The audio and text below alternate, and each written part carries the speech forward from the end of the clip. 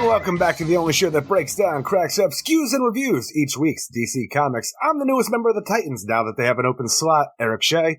And I'm the lost child of Donna Troy, Jim Werner.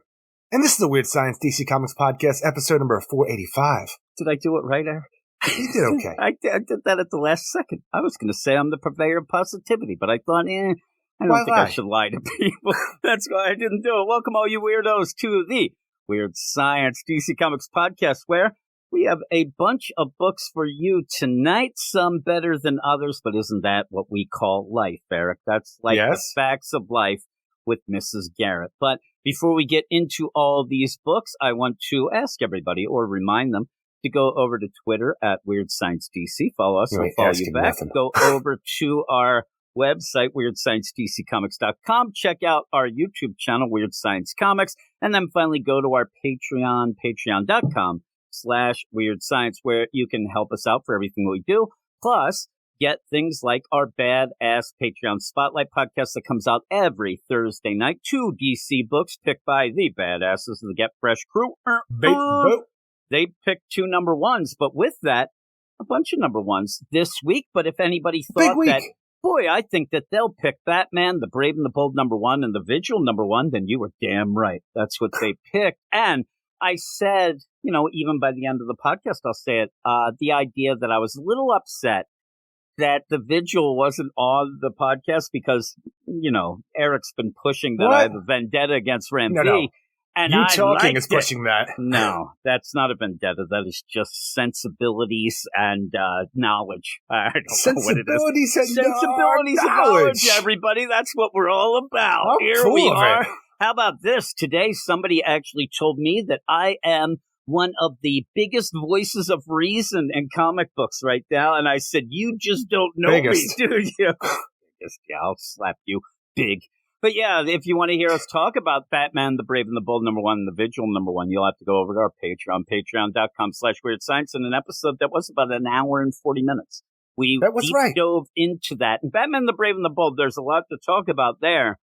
Or was there, Eric? That's what I want to know up to you. I want to ask. It was an hour and 40 minutes for 2 books. There's a lot to talk about. Yeah, there was. And we actually did like the Vigil and maybe liked some things in that Batman, the Brave and the Bold. Each of us liking a little bit different. Well, if they're not going to go, what does it matter? But I'm trying to entice them over there. So yeah, check that out if you want to hear those books. But we still have a bunch of books for you tonight. But before we get to that, Eric, we have to celebrate. We have to salute. We have to give the roll call for those badasses of the Get Fresh crew.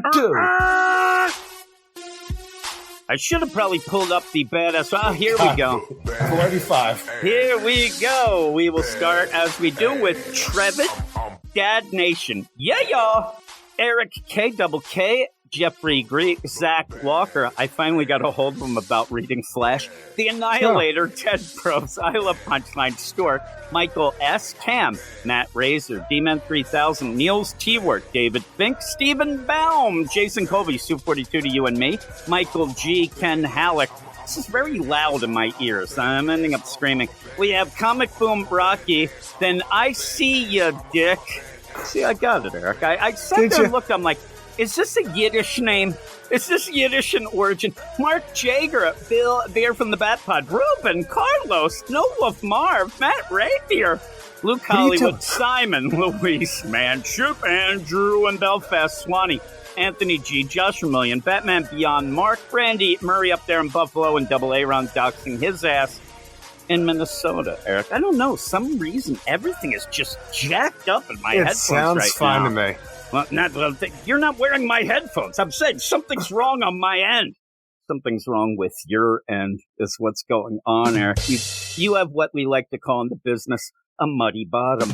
But, hey, what's everybody. You don't want to know what business I'm talking about. Hey, everybody. Giving a shout out to all-time greats, Rob Lewis and Reggie.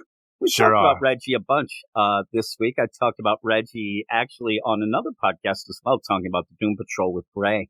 So Reggie has come up a bunch of times. A little shout out to him.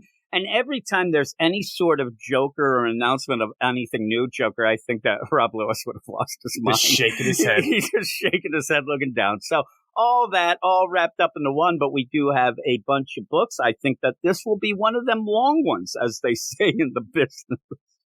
Muddy bottom. You muddy bottom, Eric. That's what they say in the business. But so with all of that, we're going to stop this nonsense right now. We're going to get it streamlined, Eric. The laser focus. We're heading off to the books right about now. It is time for Jim's reviews and Eric Shay's as well.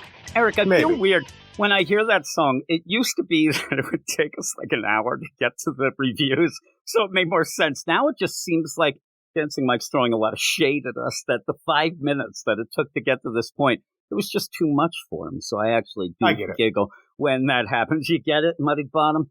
All right, well, here we are. And as we said already, I want to remind everybody again, Eric, and maybe ask them to go over to our website, WeirdScienceDCComics.com, where you can get written reviews. I said that about 2 minutes ago. But yeah, the idea of going and checking out sus reviews from Gabe that we have on the site. Gabe has a little different opinion than me and you, so that's the fun of it all. You can go and read his reviews on the site, or you could go over to the YouTube channel and see what I think of things before we actually even do our podcast. But this is what I like to do, where me and my man Eric Shay, America's sweetheart. What did you say you were? One of the Titans. The newest member of the Titans. Now they have an open slot. They do have an open slot. They do, and we'll get to that. And when I do, I've been laughing all day now, thinking of when we did our deal on the Patreon Spotlight, that I asked you, had you read the Titans book yet? And you hadn't. Well, I haven't, Jimmy. Yeah, and I said, you should check it out. And I didn't think you would, but then you did and lost your mind. So we'll get to that full out. It was pretty funny. It was a good reaction. I like to zig when you expect me to zag. You're like, you should read that. I'm not going to read that. I'm not your dancing monkey. All right, I'm going to check this out. Yeah. And the only reason that you did is because then I said, well, I didn't think you would. Then you zagged when I thought you were going to zig again. But yeah, we'll get to that. This first section, the super section kind of thing. Yeah, it's not the super really section, is that what you call it? There's not really a theme here. I almost put the heavy hitters. I almost put Batman, Superman, World's Finest first, and I thought maybe you'd lose your mind if I did that. So what are you talking about? That's Superman. What we have been doing. Well, we ended up where, I don't know, we usually have Superman action. I don't know what the hell we've been doing. I can't remember week to week, but I ended up putting Superman first just because it's Superman, and that's what we're going to start with. Eric, kick it off here. Superman number 4, written by Joshua Williamson with art by Jamal Campbell and Nick Dragato, with continuing the art with by Frank Martin and Ariana Mayer.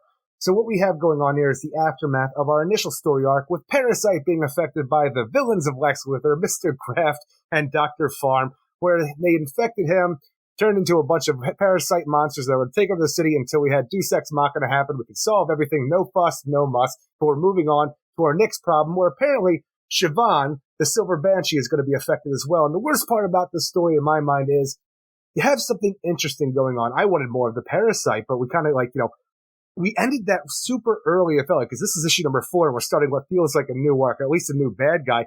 But on top of Kryptonite being this overwhelming presence in Superman's life, the one thing that can affect me, you have all of these different colors of Kryptonite that do all these different things.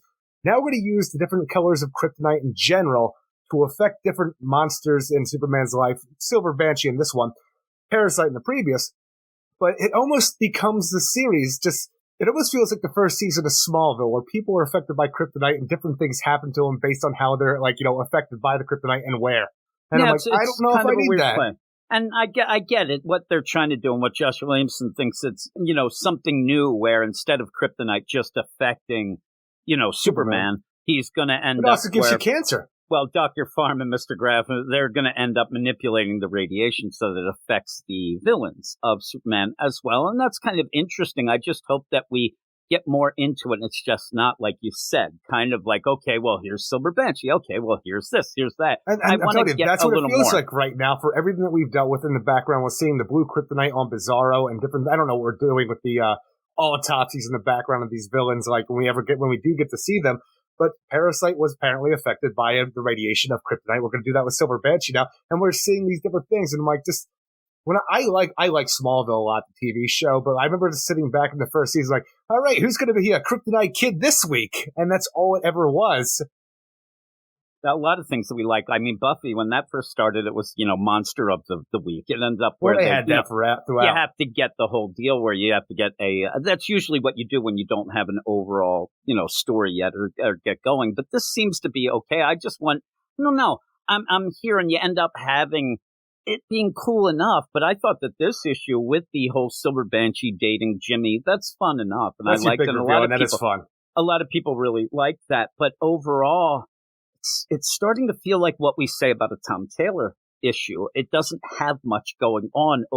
It's interesting stuff, but you tend to drag some of this stuff out. And by the end of this issue, I really thought, okay, that felt like half an issue. It didn't really feel like a full entire issue to me. I need a little more meat. And I think that's why by the end of the Parasite deal, after 3 issues of that, it just didn't feel like we got much at all from it, even though it was 3 issues and it seemed to kind of stop, right when it was getting interesting. And I hope that that's not the case going forward. But I do like the art and I do like the stuff with Lex. Lex continues. It's kind of but again, you're going to have a full out scene here where Lex gets upset because somebody's talking trash on Superman, so that he hits an acorn. It's not much to it there. Even the idea, Lex Luthor, the greatest mind in all of DC Comics, he's sitting in the Strikers Island yard, which just looks like a resort, which is crazy to me. Think about the biggest bands in the DC universe having this really nice park area where they could all hang out. 3 of them are over there talking shit about, Superman isn't nothing compared to Batman and everything like that. Lex Luthor takes offense to this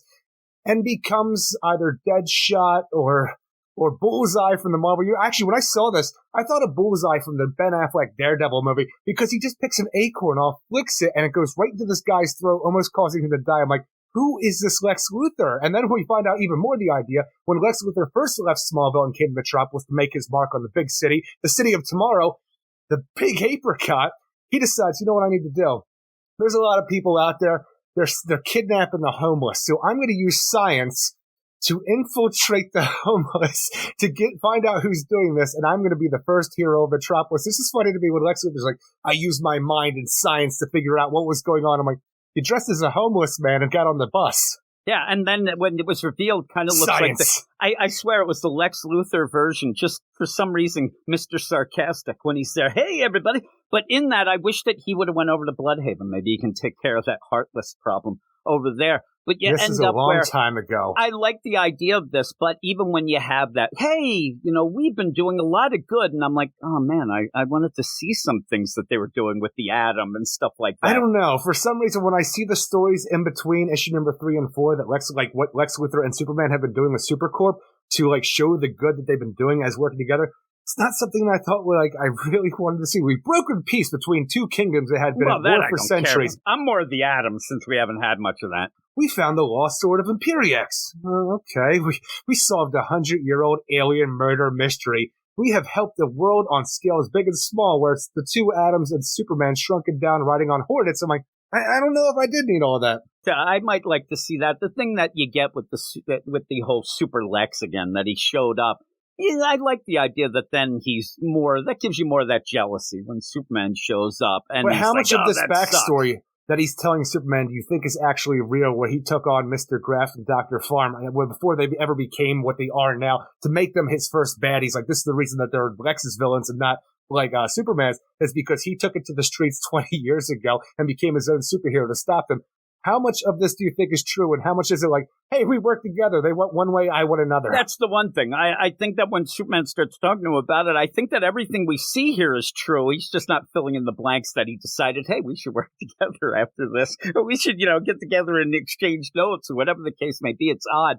But yeah, the idea where Superman and then it just becomes, come on, Lex, can't you tell me where their hideout is? No, come on, Lex. If you're nice and, you're really on my team, come on. And that's what it ends up being. And it's okay. It's just that the idea, I don't know, everything moves just so quickly. And while I don't really care about finding out about the Sword of Imperiex and things like that, even that. What about the 100-year-old alien murder mystery? Well, I'm saying having that one page seems to it sped up things, even though I might not want to see all those. I'd like to see the Atom, because we haven't seen either in a while. It does put us in a different perspective of where Dr. Farm and Mr. Graft are in their plans of whatever it may be using kryptonite, because the way that you would think from a progression of a comic. We had the last issue where they affected Parasite, changed him. This issue, we affect Silver Banshee right away with different kryptonite. And so in between, it's like, have we been doing this a couple months working with Lex and Supercorp? Like, what is the progression of Superman and his feelings of Supercorp, Mercy, and all that? Because it does feel like we just continued from last issue, though, the way they're interacting with one another. Well, and it starts right away, because when we first started out, I'm like, when the hell did Silver Banshee get out of jail? You think Jimmy wrote to her in prison, and that's how they became a couple? Oh, yeah. Yeah, he's writing those weird letters that all the villains get in the prison. But yeah, even then, like, when did this, whirlwind romance start and go and whatnot? But you know it's serious. She's making Pop-Tarts for him in the morning. Exactly. And you know it's serious because they're going to be heading off to the Old West, as I called before, I think. But you end up where all this going down, Lex is still kind of not on the up and up, full out disclosure to Superman. But he does end up telling him. And even then, it's just like, come on. Okay, here's where their lab is. And Superman goes off. And because that's time jump and things like that, I ended up like, all right, well, what's going on here? Like, they're not there. Everything looks... And, oh, no, it's a trap. Like you said, you end up having Luthor playing his Mon Calamari here and screaming.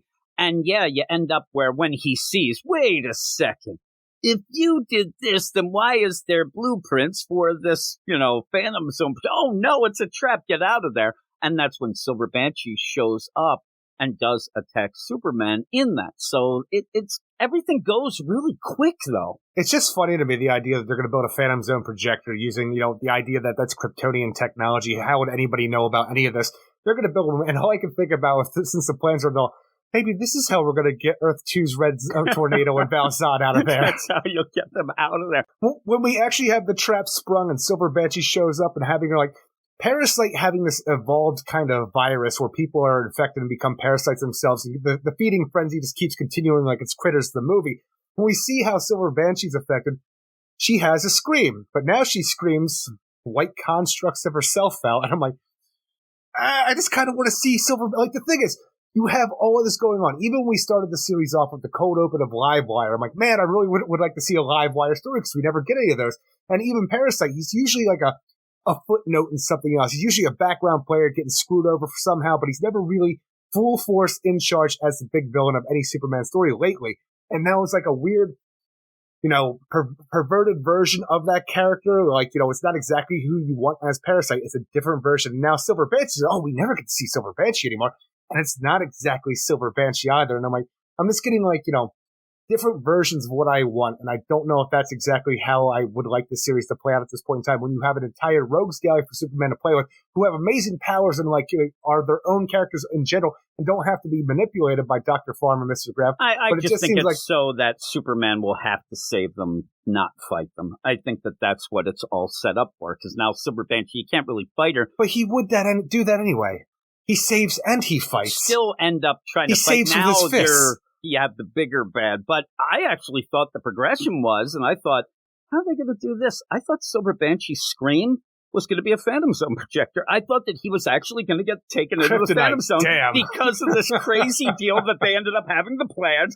It doesn't make any sense, but for some reason that progression... Well, does white constructs of herself coming out of her mouth, does that make much sense? Again, maybe the Phantom Zone projector would make more sense. But yeah, you have these constructs coming, but does that make it, like you said, does that make it better? Does that make it, it's kind of odd. And but the art looks great. I'm telling you, I'm looking at Silver Banshee right here fighting Superman, and I'm like, yes, I want to see this, just not the way it's being presented in this weird idea of who these characters are. Superman would try to not just save them, but take them down in a better way or whatever, but this does end up seemingly will still end up connecting. Like, you just have Silver Banshee coming, hey, I'm Silver Banshee, bitch, right? That can't lead back... classic Siobhan. Yeah, I mean, that's what she always says, right? That can't lead back to Luthor. If you end up running it through, Graft and Farm, that will eventually lead back to Luthor because of what he's not telling. So I think that's kind of the deal. And I guess it's one of those things. It is a weird play because when I see some people talking, Andrew Belfast loves the idea that Silver Banshee is in here. Finally, it's great. The Irish heroes and villains are getting their props, right? And he ends up where, but it's not this. It's weird. You're getting the character, but you're getting that weird little manipulative variation of it. So is that It's a weird thing. It's almost like the know. idea when I think about it, it's like an action figure line where it's like you have all these characters that you want to come out, and instead of like, later down the line, like a couple of years into the toy line, you want to get new characters. But here's the Silver Banshee, but now she has armor and stuff like that. It's not exactly what you want for the character. It's an offshoot of what she could be and what you want out of it. Yeah, it is weird. Now, I'm not a huge Silver Banshee fan, and not that I don't like her, but I don't have that. So when I see this, I'm like, okay, it's cool to get Silver Banshee, but you're right. By the end, you're like, okay, but like I said, I think that all this, because you want to connect it to Farm Graph, then it's 6 degrees of Luthor. It'll end up going back to him, probably in a way that's a little gray area ambiguous. It'll be like, well, I kind of set that up, but I didn't, so Superman can't get that mad at me, but he might. And it's just a weird play. But I do like the stuff, Jimmy and Silver Banshee, but I don't need to know anything more about Marilyn Moonlight. The Marilyn spirit Moonlight of Metropolis, Marilyn Moonlight. It's so funny to me, too, because the idea where Lois is talking about, hey, you ever heard anything about this Marilyn Moonlight? Marilyn Moonlight. My father used to tell me this story all the time. Metropolis in the Old West.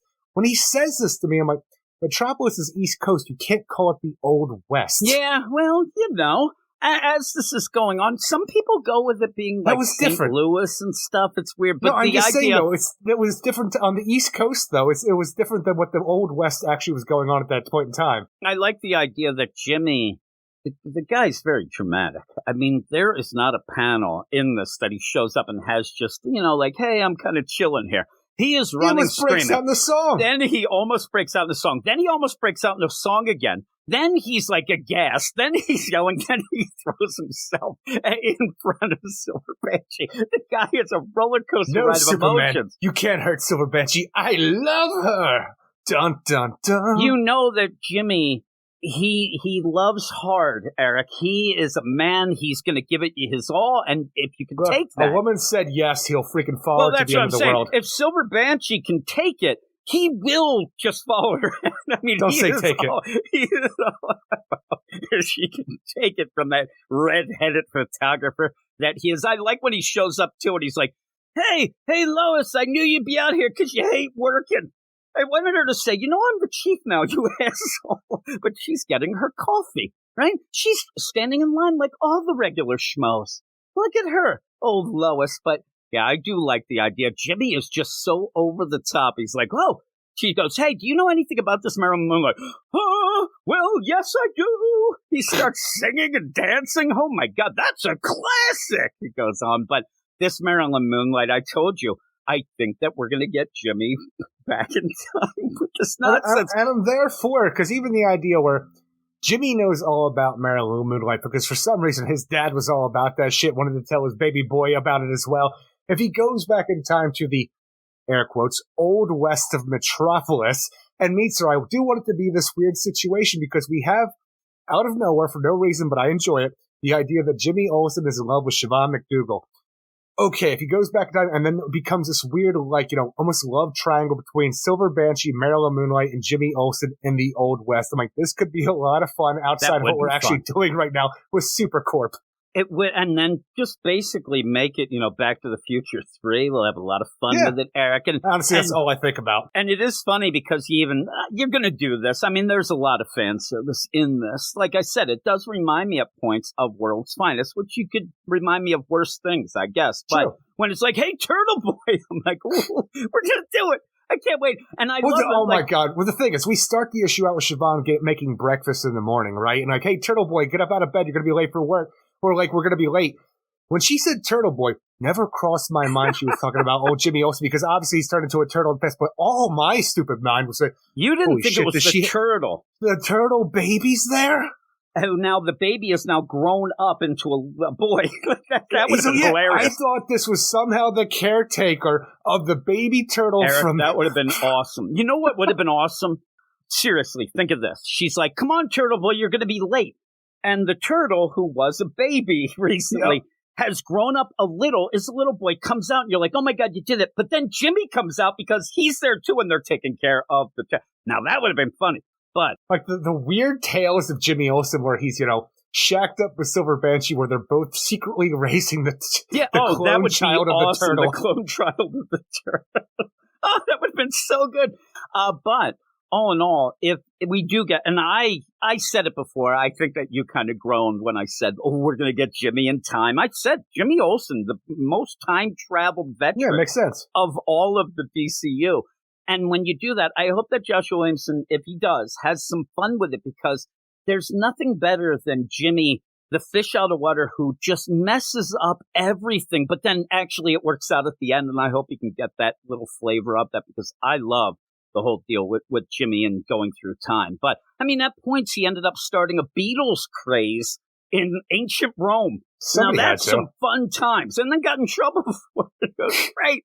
Oh, my goodness gracious. But, yeah, overall, though, this issue, it just goes by really, really quick. There's not... And what we're getting out of this quick issue... Like it, I think I can't even say everything's interesting, because we're just playing the idea of kryptonite affecting other people besides Superman, and all that can make me think, maybe it's a personal thing. Maybe everybody can say, oh, this is the greatest fucking thing I ever read. But because of my own personal biases, all I think about then is Smallville and the uninteresting ideas of just giving people kryptonite powers from the first season, that whole thing.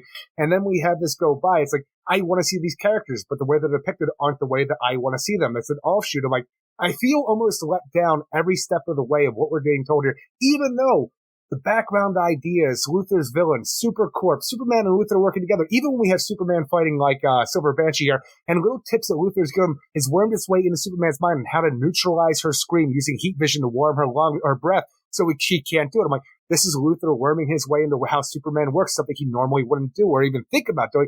All of these things are cool, but with the overall picture of what I'm seeing is just not as big as I want it to be. Yeah. And again, like you said, the big thing, if you're going to go layers and other things going on, when you do see him use his heat vision, and Lex commends him, you're learning. All right, you're thinking ahead. You're starting to think like me, and that's something that Superman doesn't like. So that's what in the back of your mind you're thinking, okay, this is all still a setup for Lex. And even if by the end, it ends up not being so nefarious, but it's just Lex just wants Superman to act a little more like him. Superman will still be pissed. He'll be being manipulated and things like that. So you would expect that by the end, they're not going to be BFFs for too long. So I hope that by the end, I think it'll be one of those, again, a gray area where we can sit there and say, well, Superman should kind of be able to accept this, but he won't. Because he's Superman's, Eric. You mean they're not going to have a long relationship of him being Clarice Starling going to Hannibal Lecter for help against Buffalo Bill? I don't think so. I don't think at all. I mean, at one point, I think that maybe Lex just wants a buddy. And Superman's like, and what Poor Lex Mercy needs to do if he was, smart as he says he is kill Batman first.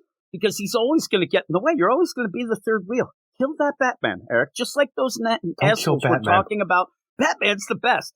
And get him, take him down. But overall, this was okay. I've still had fun. I'm telling you, I'm all on board by the end with Jimmy Olsen's, love for Silver Banshee, and I can't wait to see what happens, especially if we have to intertwine that with a Marilyn Moonlight, who I don't care about in the slightest, but if we get there, hopefully we can have some fun with it. It's just, the big story lets me down, but the art's so amazing throughout, and I have this fun bits here and there to the point of the conclusion where I'm like, I can't wait to see what happens next, and I still have to give it a 7 out of 10. Yeah, I'm a 7.5. And I could even go if somebody sat there and tried to convince me, since I don't care as much about this changing, and I might be, kind of interested. But the problem is the idea of the kryptonite changing them. That seems very clever, but it gets real simple on the page. Silver Banshee, that's what happens. And Silver Banshee is spitting out, concepts. So what are we going to get next? Pick any other of these deals. And really, in the background of this, I want to see more Cyborg Superman. I want to see some of these other crazy characters, not just, Pharma and Graph making these. So those pill-headed, guys, they're kind of neat at the beginning. Oh, pill heads, they were kind of funny. But yeah, I'm going to go 7. Like their own personal AIM troops? Yeah, it looks like that. At points, though, you got to watch, because at an angle, they'll look like a Red Hood. Well, that's the thing. Like, they almost come off like 20 years ago when Lex is first hitting the streets, and these are the big bads doing nefarious work to homeless people and experimentation. They have little goons who almost come off like Venture Brother goons. Yeah, they do, but that's fun. I think that Joshua Williamson is trying to grab a little Silver Age kind of fun in this, but I don't know. Some of the story seems like it should be bigger, than that, but we'll see how it works out. But speaking of Silver Age fun, we'll go to the next book, Batman Superman World's Finest, number 15. I'm wondering what you're going to think of this, Eric. Written by Mark Waid, art by Dan Mora, Tamara Bonvillain, Steve Wands. I really like the tone of this book. It's a lot of fun. This issue might have too much being thrown at me. It really overwhelmed me at points of how many crazy things are going on. And I love Dan Mora's art, but even then, because of the amount of things happening, at points it kind of overwhelmed me a bit, even looking at a page. And that does, I get overwhelmed easily, Eric. I have problems. But I think that there's a point where there's a lot of fun, and maybe too much fun. And this almost gets to that too much fun in my mind, though all these characters, they're your deal. Like in my mind, except for the challenge of the unknown. Yeah, but even that, that's the thing. You get the Doom Patrol. We've already had them in the book. You get the Teen Titans. Okay, when you hit the Challengers, that's when I thought, oh, God, who could be next? There's way too many going on. Well, Red Tornado showed up. I'm like, yes! And then he's gone. A lot of this ends up where it seemed like it, made for you. You have the Metal Men, and then they actually come out. But yeah, so you have this whole robot deal. Then you're getting, just crazy amount of characters when they're captured. So at one point I did feel a little overwhelmed, but it is pretty fun. And it's the place to be for a lot of these characters. I laughed, though, because a lot of times you've said we already had amalgam suits, and a lot of times you'll say, well, that's just to get these action figures down the line or whatever. And Batman shows up with the Metal Men armor. I wonder if Eric's going to like that, because it's the Metal Men, but it's something you're against. I'm a nitpicky son of a bitch when you have things like this. Even when we had I think it was the beginning of the first Metal, maybe, when you had all of those mecha things come together to become the Justice League mecha, stuff like that. I usually find that silly, nonsensical, but we can even say stupid at times, and I don't need this. When you have the idea we left previous issue where Batman found the Metal Men in molten vats being pretty much killed right there, and then we show up here with the idea that he saved them. They're all wrapped around him, and they're all combined together like they've become alloy, but just armor around Batman. Fuck, that's almost kind of cool. Jesus Christ. Why do I have to give in the nonsense? It doesn't last very long, because even Batman's like, this is pretty cool, guys, but we need to attack on all fronts. Metal Men, assemble, disassemble, and they all go out, and everybody starts attacking the Ultra Mazo, and not the... What did you want to call it? The Meta Mazo? Is that what you wanted to call it? The Meta Mazo is what it should be called, because it's an android form of a Mazo meets Metamorpho, so why wouldn't it be Meta Mazo? Instead we get, no, it's Ultramorpho. I'm like, Ultramorpho, that's a terrible name. It was funny that as it was going on, I kept trying, did he say Meta Mazo, or was it Mazo? I'm like, I think it was Meta Mazo. Mazo is what you call an android form of Metamorpho. That's what you do. Why is it not here? Ultramorpho. Ultramorpho. And so what you're getting is it's a lot of fan service. It's a lot of characters getting thrown at you. It's a lot of characters. And what you get out of all of this with the mystery that we had with the death of Simon Stagg, who killed him, getting Metamorpho involved, Batman being framed for all this, the idea that Simon Stagg's body was actually an android duplicate, everything we've led to this, turns out it's all this gigantic plan of having a robot uprising all at once, all across the world, putting all of our heroes at risk, and while they're just dealing with new Mazo and everything that he's building along the way. Did you like the Metamorpho Superman suit? Did you like that one? I don't mind Metamorpho wrapping around Superman to give him a lead suit. That works for me, especially with what we have going on with the Kryptonite because of Ultramorpho. Were you happy to see Ultivac? You got that. There's so many things that are in this issue that it just was. It was overwhelming to me, though. I did get a kick out of all the people who were imprisoned and all the crazy things going on. Toyman, Dr. Cyber, the Bug-Eyed Bandit. I mean, you're not going to get the Bug-Eyed Bandit that much, but when you end up having Dr. Cyber, anybody who's involved with cybernetics or AI along those lines are being kidnapped, pretty much reprogrammed to do the bidding of New Mazo. And why I was worried about whether you liked this or not was mainly because a lot of these characters in this book, this is just personal to me, but a lot of these characters in this book, I have had you talk more about them than I've actually read about them because they haven't been around since we started the podcast. You don't get a lot of Bug-Eyed Bandit or Dr. Cyber or even the Metal Men. We haven't had too much of them. Were the robots the awesome threesome that the Titans are taking care of right now? all of this, and you almost get to the point that if you are excited or love these characters, these type of deals, you have to be sitting there thinking like, "Oh, is this guy like?" I'm not in the know, so I'm not sitting there thinking it. But when you have these amount of characters show up in one book, it's usually an event book or like a free comic book day that is the precursor to an event that's coming up, where you have something like that's actually affecting the world like this. You have all hands on deck situation where all of these characters can coexist in one comic, and it makes itself feel big. But the overall story and how it's being presented, it's more of the pomp and much. circumstance than actually the whole story. And what's going on, that's kind of taking second fiddle to the, oh my God, the wow factor of these characters. And I think that the wow factor does work out a lot.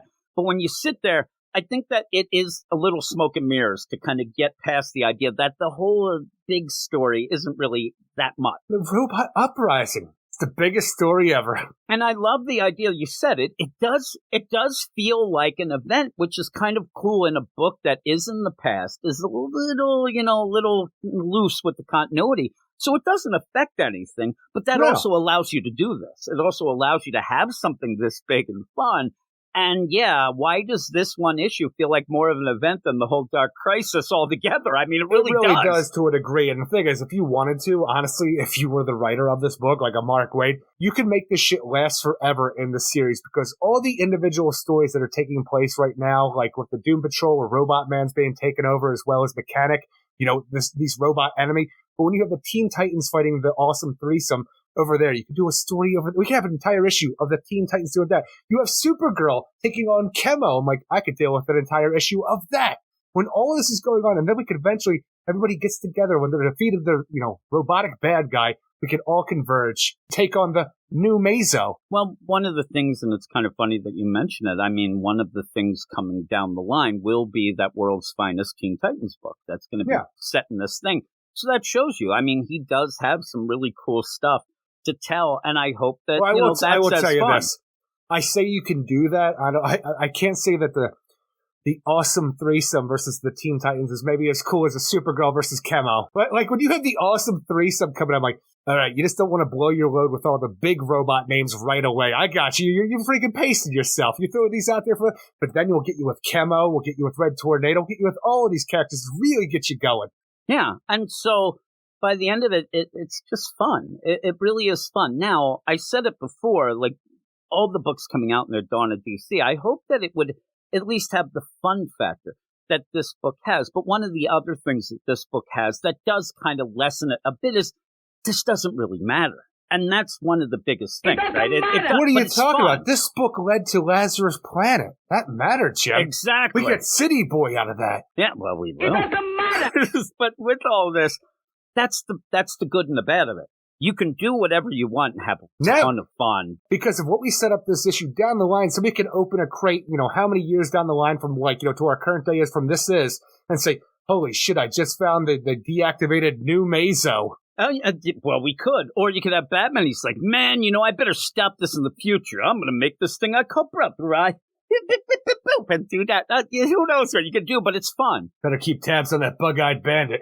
The thing is that I like about it is Mark Waid has a lot of fun, and Dan Morris' art's great, but he's having a lot of fun in a way that, like, here's you, Eric Shea. I don't hear you saying, how could this be happening? Because later on that happened. Is that what I sound like? It's exactly what you sound like. It's like, well, how could this happen? If you and so that it's not really affecting anything even down the line. Like you could say, well, if he did this, why would this happen later on in the deal? Because it's just its own thing, and he's having fun with it. But boy, it looks so good. It looks so good. Paging through right now, like I say, you could do all these, pan the story out forever. We have all these individual issues dealing with it. I also don't need the challenges of the Unknown versus Ultivac. Yeah, well, I think that's the joke. It's fun. I'm telling you, you have one page where this is going on just showing the scale of the robot uprising, and it's fine. But I'm playing all these games in my head with all the things you could do to actually, pan this story out if you wanted to, And I'm like, I don't really need to see all this going on over here. What's Red Tornado up to now that he's been taken over? I'm sitting there, and then they pan off to little Jimmy Werner fighting with 3XL. I'm there and I don't know the answers to these things. Oh no, like Teddy Ruxpin's rebelling. Holy shit, yeah, there's you. But Teddy Ruxpin. Oh no. But I do even like the deal. Like, again, this is a lot of, hey, we're in trouble. Let's do this. Pow, pow. Okay, everybody unite, or disassemble, as you say. Metal men disassemble. They go and fight. And then you end up, though, through that, you do have a really kick-ass Dick Grayson who's like, fuck this. Like, I'm stepping up. And at points where Metamorpho's kind of being not a dick. He wants to get back in the fight. But Dick Grayson has to say to him, shut your mouth for a minute. I'm going to tell you how this is going to go down. And does say, hey, I see this. Batman's still alive, so we got to lay low a bit. Let's get a plan together. I like the plan. We need a plan. And Metamorpho goes, we're going to get a plan. I'm going to go kick some ass. And he's like, no. Oh, Rex, calm down, you hothead. I do like seeing, Dick Grayson stepping up and being a really good character by himself. It really is cool, especially because of how much I love this era of Teen Titans and, Dick Grayson as Robin. The one standout feature in all this, I'm not sure if everybody picked up on because you've given so much. I'm telling you, it's just thrown at you with all these different robots. Is maybe this overall is a Metal Men story because with all this going on, the Metal Men aren't affected. The responsometers that Dr. Magnus made for him is allowing them to remain autonomous outside of the control here of New Mazo. So I'm like, is this truly just a Metal Man story at heart, like a Metal Men story at heart, where we show why these characters are better than everybody else who might be robotic or cybernetic? And one of the things, and I'm glad that you started talking about the Metal Men there, like you always drone on, Eric. But the idea, when I'm reading this too, and it's something that you said, and I said it too, but you really were saying it a lot, maybe too much, during the during the Brave and the Bold, when we were talking about that on the Patreon Spotlight, when you said, well, I heard of Brave and the Bold, and I thought, oh man, this will be cool. Yeah, classic Batman team-ups. It's almost as if Mark Waid ended up saying, well, if they're not going to do it in a Brave and the Bold deal, somebody's got it, and I'm going to really go for it here because... And put the Mega Mix on. I'm telling you, the Mega Mix is on. And yeah, you end up, and that's a good name too. I like that you said Mega Mix. I might put that in the title. But the idea of, I got to write that down. The idea though, like this is the fun that we expected from, say, a Brave and the Bold book, and you're getting it here, and you're getting it in spades. I mean, holy moly! Nobody. If you ended up having your bingo card, which we actually have one going on, I think it's Zach Walker that has the bingo card. If he had Ultivac showing up as one of the things, I mean, if you have that on your bingo card, you never thought you're going to hit that square. And even when the challengers and things like that, well, yeah, if you're concerned with Ultivac, you got a lot of problems there. Ultivac is like, I made the Roomba, because he's the Ultivac. Right, get it there? But you end up where all this is fun. Sadly. It's a little overwhelming. So when you get down to the nitty gritty of the story, I think some of it actually gets lost in the shuffle by the end to just end up having New Mazo. New Mazo. Where you actually have a Mazo who's working like under New Mazo. And the cool thing about, New Mazo is that he is the android that was built by Magnus and Ivo. He is superior to all of the other robots because the two genius minds work together to build him. And now he says, I don't need anybody no more. I'm going to build my own empire because I'm New Mazo. Not no Ultramorpho. New Mazo. No. It's funny as you go down the line. It's like everything keeps being, aha, it's Ivo. Oh, it's not Ivo. Aha, it's not me. You keep going down to get that New Mazo. The one thing that I always wanted to see come out, and I don't think it ever was, is when we had Jeff Johns start out the Justice League series in the New 52, right?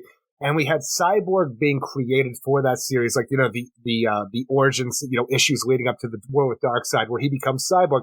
And in the processes of Dr. Silas Stone, pretty much rebuilding his son, you had the Mazo operating system there, but you also had the B Mazo. I'm like, I always wanted to see what the B Mazo was. Yeah, but I wanted the C Mazo. That's what I wanted. You're more of D Mazo. But, yeah, by the end, and it's funny, too, because they're all there, and then, you end up having Superman wake up and they're actually trapped. They have collars on, and that's where you get all those other characters. And I thought that was really cool because you do keep thinking, okay, well, it's... Stop talking about things. You're going to hurt you if you keep talking. Yeah, and that was pretty cool, too. And then by the end, I don't know. The ending with New Mazo, I'm like, all right, I don't know that I'm having as much fun with New Mazo as I was having fun with everything else, but we'll see how it goes forward. It's really good. Because New Mazo just looks like a Mazo. Yeah, the problem is that, and then at the end, though, You end up having Robin zipping around in the Batmobile, and he's going to crash into a wall, Eric. He's coming to the brick wall. So no. Oh, Dead what's end. going to happen? Yeah, there you go. There you go. And, we even get to see a young Wally West. Oh, my Eric. But what would you give this? I'm telling you, the art looks great in this one, and I like all the little call-outs. It might be too much too soon for what we're dealing with just the new Mazo being the final face of what the situation is. It's a little underwhelming for everything we throw at us, but it's cool because it's still an Mazo situation, and the idea of an Mazo itself, and versus a Batman, Superman, that's really cool and also very threatening, especially with all the other heroes involved who if you're going to suck powers from. They're all here to come to the rescue at some point. It's still overwhelming. Give this 7.5 out of 10. I'm having a lot of fun with this, but it just might be too much fun for my little brain to handle. I'm giving it an 8. I was overwhelmed this way. But I keep saying, and one of the big things that Jimmy Boy wants, Jimmy Boy just wants to have fun. Yeah. And this was fun. I mean, it really was a lot of fun. And enough substance. It's not one of those where we do get books where, say a Teeny Howard is trying to have fun in the Harley book, but that's a complete fucking mess, right? So I do appreciate when somebody can have a ton of fun like this. This might have been an 8 if it was Meta Mazo. That would have been, if you would have had that personal deal. Come on up to an 8. I'm a jerk. The thing, again, maybe you should give it an 8 just to prove to people that you like to have fun. But ain't nothing wrong with a 7.5. The fun, and when we talk about this, and we talk about it a lot, but I don't know how much, but we talk about the idea of the gut feeling. And when you get that gut feeling, like you had the gut feeling in that Superman, where you ended up getting upset. Oh, man, I wanted these characters, but they're twisting and turning them around. So that's going to affect that gut feeling.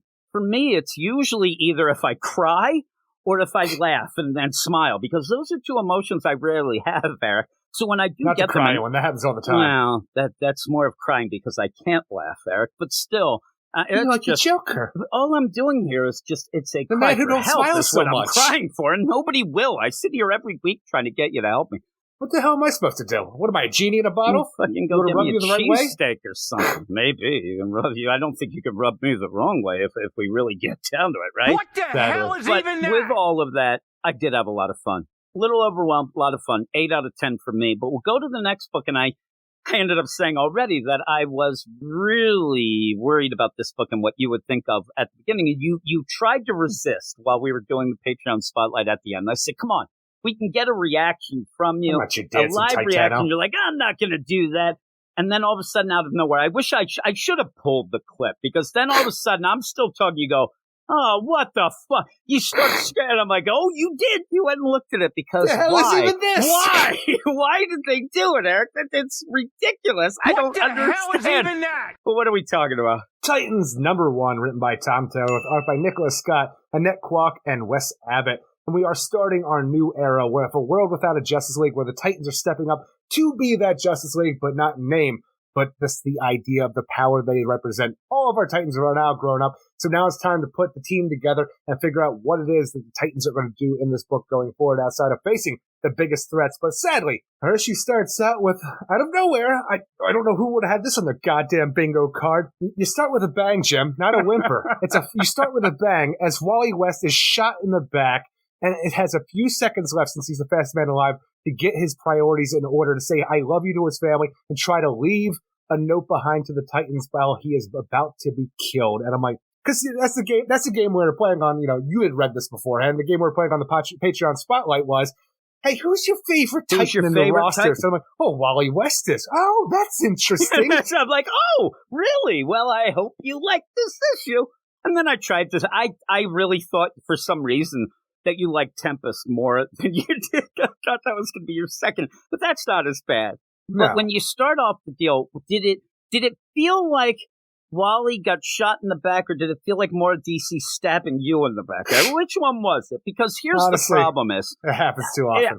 Obviously, it's happened, too often. We ended up at the beginning of, people forget too, because really they think of heroes in crisis. Oh my God, they made Wally the poster child of Rebirth. They made him a killer. Before that, when the Titans series started out, right after the Rebirth special and Wally coming back, they made the motherfucker have a heart condition where he was going to have some problem. Like, they never just leave him alone. They didn't just do that. They actually had Deathstroke go back in time with the Speed Force and have Damian Wayne stab Wally West to give him a heart condition in the past somehow to retroactively give him one. They never can just leave him alone, and you end up having Leave him alone! Yes, you really... Why leave Wally alone! Oh, it's like Britney. You end up with all of this going on. It's like, what? You get here's the funny play. I can say to you, Eric, as a huge Wally West fan, that this is a compliment. They're showing you that they know that this is where you'll get the emotions, but it happens too much. Look, Wally says he's a goner. He knows his fate is sealed. He has things he has to do, but he uses the cosmic treadmill before he dies. We know by the end of this issue that he is leaving a message behind for the Titans which says, solve it. You know, Dick realizes there's blood on the floor. He knows the tread marks of, like, Wally's boots. He realizes what's going on. Wally, as far as I know, he put himself inside the Speed Force like he was previously to keep himself alive for them to, like, you know, come up with such. And now it's cosmic horror. I don't know if that's how it's going to be, like, playing off of what happens here into that, or if this is going to be its own thing for the Titans to solve, or somewhere down the line. I think they may solve down the line. I think they need to explain why he's not around. I don't believe that Wally's dead. No, I think that his spirit, or whatever you'd call it, his soul or whatever, is in the Speed Force. I think that his body's in the Speed Force too. No, because they find the body at the end, I thought. He's laying there dead. Is he laying there? For some reason, I didn't think he was there. Yeah, he's laying there. It's, you know, he's just laying on the floor. They end up, it's funny because they look up and like, oh my God, but yeah, you have Dick Grayson check his pulse and Raven say he's gone. I think it's... Was I just doing copium and not looking at things when I got to the end of I think that the idea... there's Wally. Yeah, I had to actually look. I'm like, did I actually see this? No, I think that you have to kind of explain why. I saw all the solvents on the screen. I'm like, all right, he's still out there. Just look at the screen. Don't look anywhere else. Yeah, I think they'll solve it when he kind of gets done this cosmic horror nonsense. I don't know. It might be that. It might be something else, but we'll see. But the idea of it, whatever Wally did in the cosmic treadmill, he sent himself somewhere for something to happen. So down the line, it will help the Titans figure out what's going on here because somebody snuck up behind the fastest man alive and shot him in the back somehow, point blank. And I need to know how this shit goes down. Yeah, and that's a crazy mystery to set up. Whether or not you think it's, you know, deserved or if Wally deserves it or his fans, that's one thing. But it is a really intriguing mystery. Oh, it's a hell of a mystery. I'm telling you, my gears are spinning to the point. All right, he just set himself in the Speed Force like he was lost before to save himself. And his body's laying right here. But I'm like, and it's going to be like what Tom Taylor did with the Phantom Zone in the Injustice series when Superboy was dying. We put him in here so he wouldn't die again. And we had all this going, and it's all Wally. There's his body, Eric. No! Yeah, well, there's his body. This is the worst. Like, it'd be great. You end up, his spirit is caught in the Speed Force, so he's not going to die. But all of a sudden, you see Linda. Yep, Wally always wanted to be cremated. Oh, no! You can't do that. We need the body. What we're going to do is we're going to say he used the cosmic treadmill to go into the Speed Force, to go back in time to find one of his duplicates that he killed when in Heroes in Crisis. The Hero in Crisis one that was in the past that he kept killing when he went back in time to go and do that stuff. He grabbed that one before he could kill that, brought his dead, or actually after he killed it, brought his body back here, shot him in the back. All the awful things that you thought Wally West did in Heroes in Crisis, he's doing to himself here. We'll see. We'll see what happens. But Wally's not dead, and I don't like it. It's just a weird play. It's a hell of a way to start an issue. The thing is, I don't like it because I'm a stupid fanboy, but I will tell you this, it gets your attention and you have to keep reading after this as far as I'm concerned. But it's just a shame that it keeps being Wally. If it was somebody else, I think it would actually hit harder. Like who? Like a Batman? No, like a Dick Grayson. Or a Beast Boy, or, you know, Raven. I mean, the idea of one of the Titans, funny if it was Tempest, but you end up, because it's Wally, you just sit there and say, oh, here we go again first. Then you can sit back and say, okay, that is intriguing. This would be something that they'd want to solve. I get it. But then we go off to the regular issue, and I said in my video review, and I've talked to some people about this, I even said that I was worried about it before this issue even came out, that I was worried that this issue wouldn't have the spark or the freshness that some of these other Dawn of DC books would have because they've been featured so much in the Nightwing book. Yeah. And I feel like that's how I felt by the end of this. I do, you know, I'm glad there's a Titans book, but it didn't feel as new or fresh as some of the others because we've had them. And, you know, Tom Taylor is going to have the recruiting. They're going to go around. So not much happens in the issue overall. But what we do get does have that Tom Taylor feel of, I hope that this book is the one that has actually some forward progress, more than we get in most of his other books, but it feels like that. We already got some forward progress because Beast Boy has 2 eyes again. He grew it back, Jim. He's not wearing the eye patch that you hated so much. Because you always end up, like, you don't know what's coming down the line. I always do the Solicits podcast and things like that. But when you end up having Beast Boy get out of bed, he's got 2 eyes, and then you get the editor's note for the story behind Beast Boy's eye healing. See Tales of the Titans #4. That's fine and dandy. That doesn't come out till the end of October. October! This isn't like you get mad when it's 2 weeks. This is months. It's almost half a year that we have to wait for this.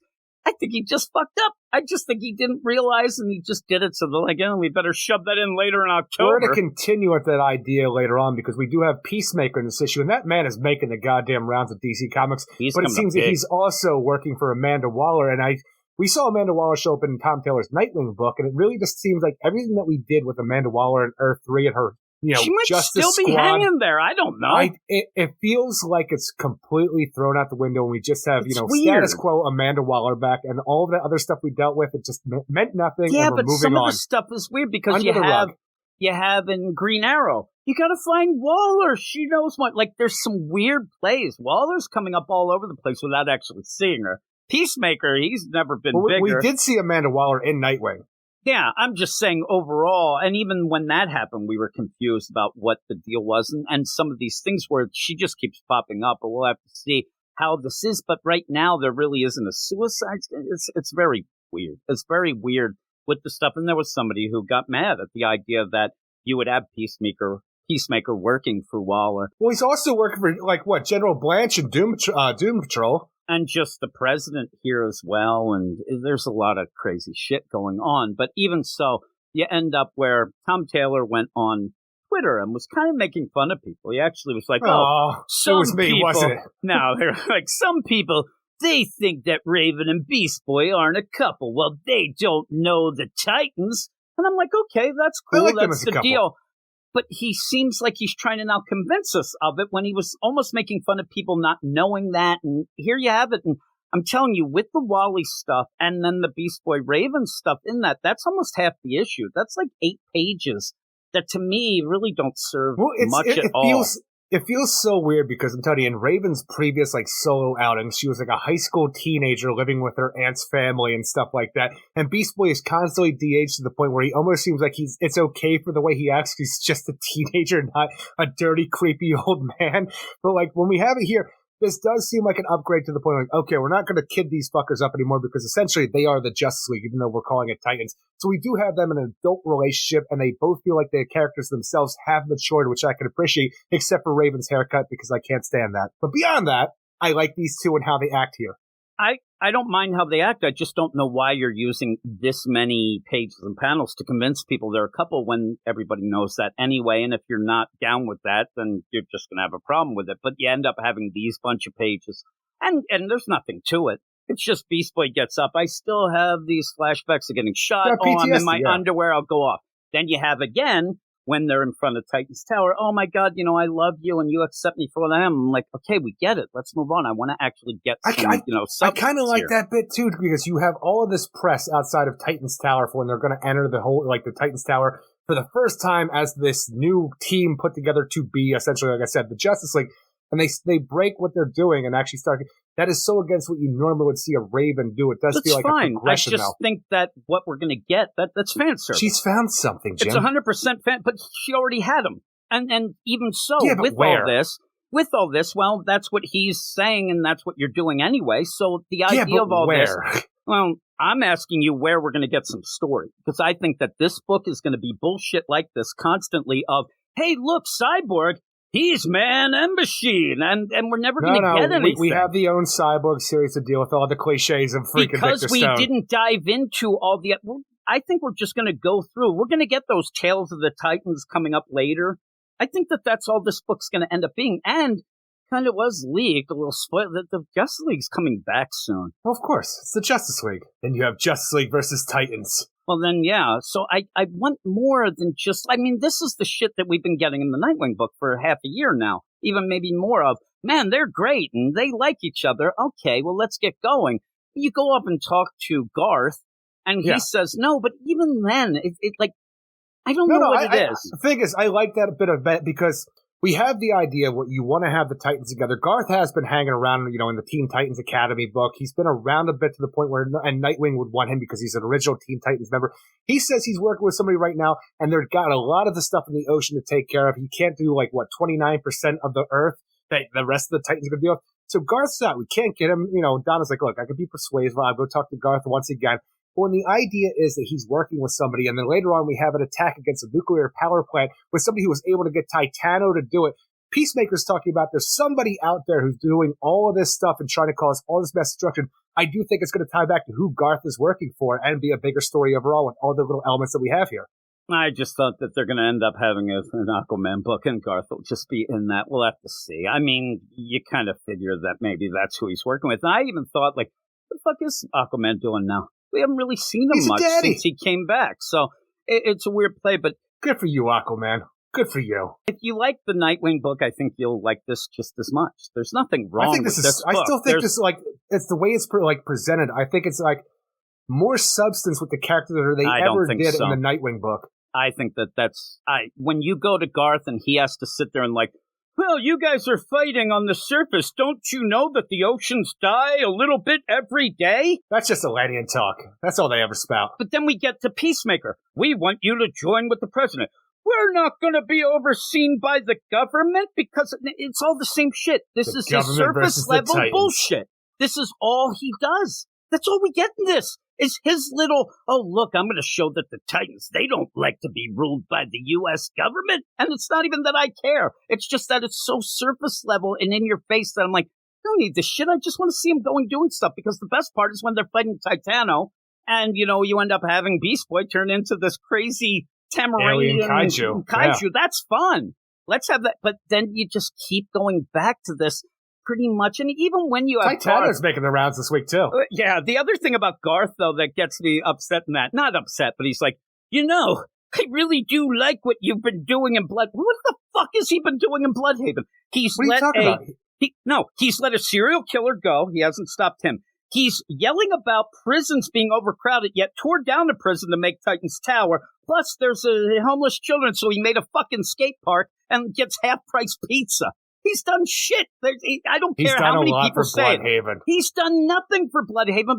You tell me where all those prisoners that he let out of the prison in issue number 100, where the fuck are they? Because I think they're just rooting. Well, I just know that, I can't tell you where they went. You can't tell me that they weren't sent somewhere better. Better? He was yelling that there weren't enough prisons as it was, and he tore one down to make Titan's Tower. I mean, that's the thing that Tom Taylor he wants to signal, but he never gives you anything past it. The billions of dollars that Dick Grayson inherited from Alfred Pennyworth. He has been doing good work in Bloodhaven to the point where people want Dick Grayson dead for all the good work that he's been doing. Yeah, and you know what he's been doing? Throwing money at the problem, which Tom Taylor also has the book go against, but yet there he is. That's all he's doing. This is how you do it right, Bruce. But he's not solving the problem. I mean, making a skate park and have, George Perez serve pizza with Marv Wolfman isn't solving the problem. There is more to the Haven than just a skate park. What else is there? There's a statue of Alfred. There's a bunch of food trucks and a skate park. That's it. There's nothing else there. They say it all. It's nonsense. So, again, Starfire feels the weirdest in all of this. Substance. There's nothing really for her to do in this. She shoots a few star blasts at Titano, and that's it. Even Cyborg does more in the fact that he's trying to contain a nuclear, fallout from this, place. Cyborg doesn't have a lot going on, which I can say is kind of okay because his book came out the same day this week. But he has more going on than Starfire, which is crazy. You're putting a team together, and maybe what's Donna Troy doing except hanging around with Nightwing to go get Garth? Well, she feels like a second in charge kind of situation where she is, the voice of reason and what's going on. Just because she went on that recruitment. But I think that what we're getting, and this is, again, I'm sure people are like, why is he so mad at this one issue? It's not bad, but it's not good. I think it's just... I think it's pretty good. I think it's just Tom Taylor bullshit again. We're never going to get any progression in any of his books. And maybe this one will shock me, but the reason why we're not getting Starfire, Donna Troy, and Cyborg a lot is because I think then we'll have the next issue of, oh, Cyborg, how are you? And then we'll have to deal with... I just don't see an overall story besides the idea of let's see what happened to Wally.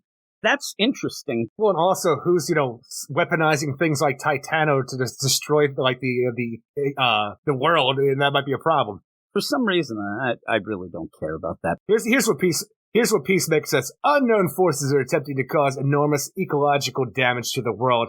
We believe this monkey was weaponized. Now I think we should shut you down but the president would like you to work for the U.S. government. I don't know. And then, then they have to rant and rave about how they're not part of the government and they're not even American. It all ends up with... Well, I wouldn't want to work with Peacemaker either. He's a piece of crap. Well, no, but the idea of, we're not going to do that, so shove it. I think that what you'd normally get in this situation, and if it was a real-life deal, is the president now announcing they're done. They can't be a thing, but you won't get that in this because all this is to signal, oh man, that Dick Grayson and the Titans, they ain't taking no shit from the government, and then you move on. Everything's always forgotten in the deal. Yeah, you might have Peacemaker being a bit of a villain in the background, but even so, Cyborg says... Waller. Yeah, but it's just, I don't know. I just didn't feel like any of this had any real substance, and it just feels like Nightwing Part 2 Electric Boogaloo. And Wally being that, but I always assume that it's because he has this solo And for some book. reason, with everything we set up right here, with somebody weaponizing Titano, the government not liking what the Titans are doing right now because they're not working for the government, the death of Wally West, next, Brother Blood. I'm like, oh, come on, Brother Blood's dead. Yeah, but even so, it's just, I think he's just going to play the greatest hits with this and try to get it. I didn't feel any sort of, I really didn't feel, I act like, or not act, but right now, talking to you, I'm getting angry. I wasn't angry. When I read it, I just kind of was like, there we go. Not real excited about this, and it's not anything that would be on my pull list or anything like that because of, Tom Taylor's writing my favorite character, Nightwing, and I've gotten so bored with the lack of progression in that, and the John Kent stuff, same deal. And now with this, I'm like, we'll see what goes on. And it's only one issue, but I just didn't feel, the spark that maybe we would have had if we hadn't seen the Titans work together in the Nightwing book. It would have been is something it more that they didn't say Titans together? Get you the feels really going? No, I didn't even care. Again, you're more of a Titans fan than me, so I was looking to, kind of get involved, but really didn't care. Either way, in this, I thought it was a bit of a dud. And just the people, some of the Get Fresh crew that I talked about, and they kind of felt the same way. There's going to be people who like everything or not. It feels like there's a bunch of story going on in the background here that I can't wait to see all come together as we continue on, because I do like the Titans. I like the idea that they're stepping up here, and I can't wait to see where that goes, even if Wally's dead and next issue is, for some reason, Brother Blood. But with that, I think the art looks great throughout, and I love seeing these characters together in the place that they should have been a long time ago in my mind, right up there with the Just League, being the Just League themselves. I'm giving it an 8 out of 10. Yeah, I'm a 6. And I don't know, the art I do like, but some of the faces they look scary. They look like eerie at points. Well, it's a gigantic robotic ape, Jim. It's supposed to be scary. I think it's some of the coloring in the actual faces that they just look weird. But overall, 6 out of 10 for me, and hopefully I'll get more involved if there's, less fan service, less signaling, and more story going forward, because this just feels like fan service and signaling through and throughout, but that's what a lot of the Tom Taylor... He used to be my favorite writer. He was one of, if not my favorite writer for years, and now it's not even on my list anymore. I've really lost, with it. Andrew in Belfast ended up talking to me about it, and he's like, he's done with Tom Taylor. He said that this was like the last straw, that he just sees the same thing. And I guess maybe that's how I'm going in. You think it's a little different, but you also want some Titans and having them get their due. So we'll see. One of the things I do want to say, the big fight with Titano was cool. And I mentioned to you off air about it. I'm glad that Tom Taylor shows you that you don't need oh man, we got to figure out how to work as a team. They are a well-oiled machine, and they should be. And he really does show that. That's what I really thought of all of it. I thought that was the best part, just showing you that boom, boom, boom, they are ready for this. They have been ready for a while and go. And that's where you see it not being told. It doesn't have to be the lip service like Garth saying, you've done great things in the Blood. No, I got to see that he didn't. But yeah, that actually to me was cool. I know what you're waiting for. We need to have this story come to a head where we find out that Garth is working for somebody who's not up to snuff, but Garth thinks he's doing really good work. Then battle it out, and once Garth realizes wrong, him joining the Titans finally. Tempest on the team, and Jim Werner, it will be down finally as well. Now, what I need is a hot tub scene where Gar ends up turning into like a shark so he can get sus with girls. That's what we usually get, though. You this like is the worst better. Beast Boy. No, I like this Beast Boy, and like I said, I went about the Raven and Beast Boy. I like it, and I think that he writes them well. I just think that he focuses a little now too say much it like on a little boy. I like that. I like it. I like it. I just at the end, I wanted more substance. I wanted to feel a little more fresh and fun, and I didn't get that. Dead. But oh my goodness, that was a weird start. But I'm sure glad that. I'm glad that bang. you like it a little more than I do. If Wally wasn't dead and was just going around, could it have been like a 9 for you, maybe? Like if he was doing some stuff? I'm just sitting there. We have one panel. I'm telling you, it's one of the biggest problems I have with the book overall. Wally is shot. Yes, he has a moment because he's the fastest man alive. He can get a lot done still. He runs to his house to tell his family that I love you. You have Irie and Jay there and Linda. Didn't see no little baby Wade, but that's it. That's all you get, West family. And now your father's going off to die. I'm like, oh, that's so disappointing. Like they have, like, you know, Jay and Irie are connected to the Speed Force. Couldn't they have, like, you know, connected right there in that moment and spent more time together? I know you can't do that because you have a Titans book and this is just your opening stinger, but shit. I kind of got the idea, too. It was like one of those weird plays that we're going to have a book where, everybody's in the clubhouse. But Wally, he's out of family. He's over there. So let's just he's kill a grown him instead. man. Yeah, let's just kill him instead because he's not as fun as in the clubhouse at the Honeycomb Hideout. But here we go. Back to the Honeycomb Hideout. Even by the end, when I ended up seeing like everything just was like, oh, more of this. Peacemaker. Oh, well, really? That kind of was with me, but I'll give it its chance, and we'll be doing all the issues, so I'm sure that I'll eventually enjoy it. But remember, at the beginning of Tom Taylor's Nightwing run, that first issue, I gave it 10 out of 10. I was so fired up and so excited. I don't feel that spark anymore with his writing, but we'll see. Maybe he'll impress me. So we'll see. We'll take bets there. But that's the end of the first section. We're going to go off right now. Win. Well, yeah, I will. So I'll look at, I'm one of those, I like rig it so I can bet on the side. That'll be good stuff. But we're going to go off right now to some mail.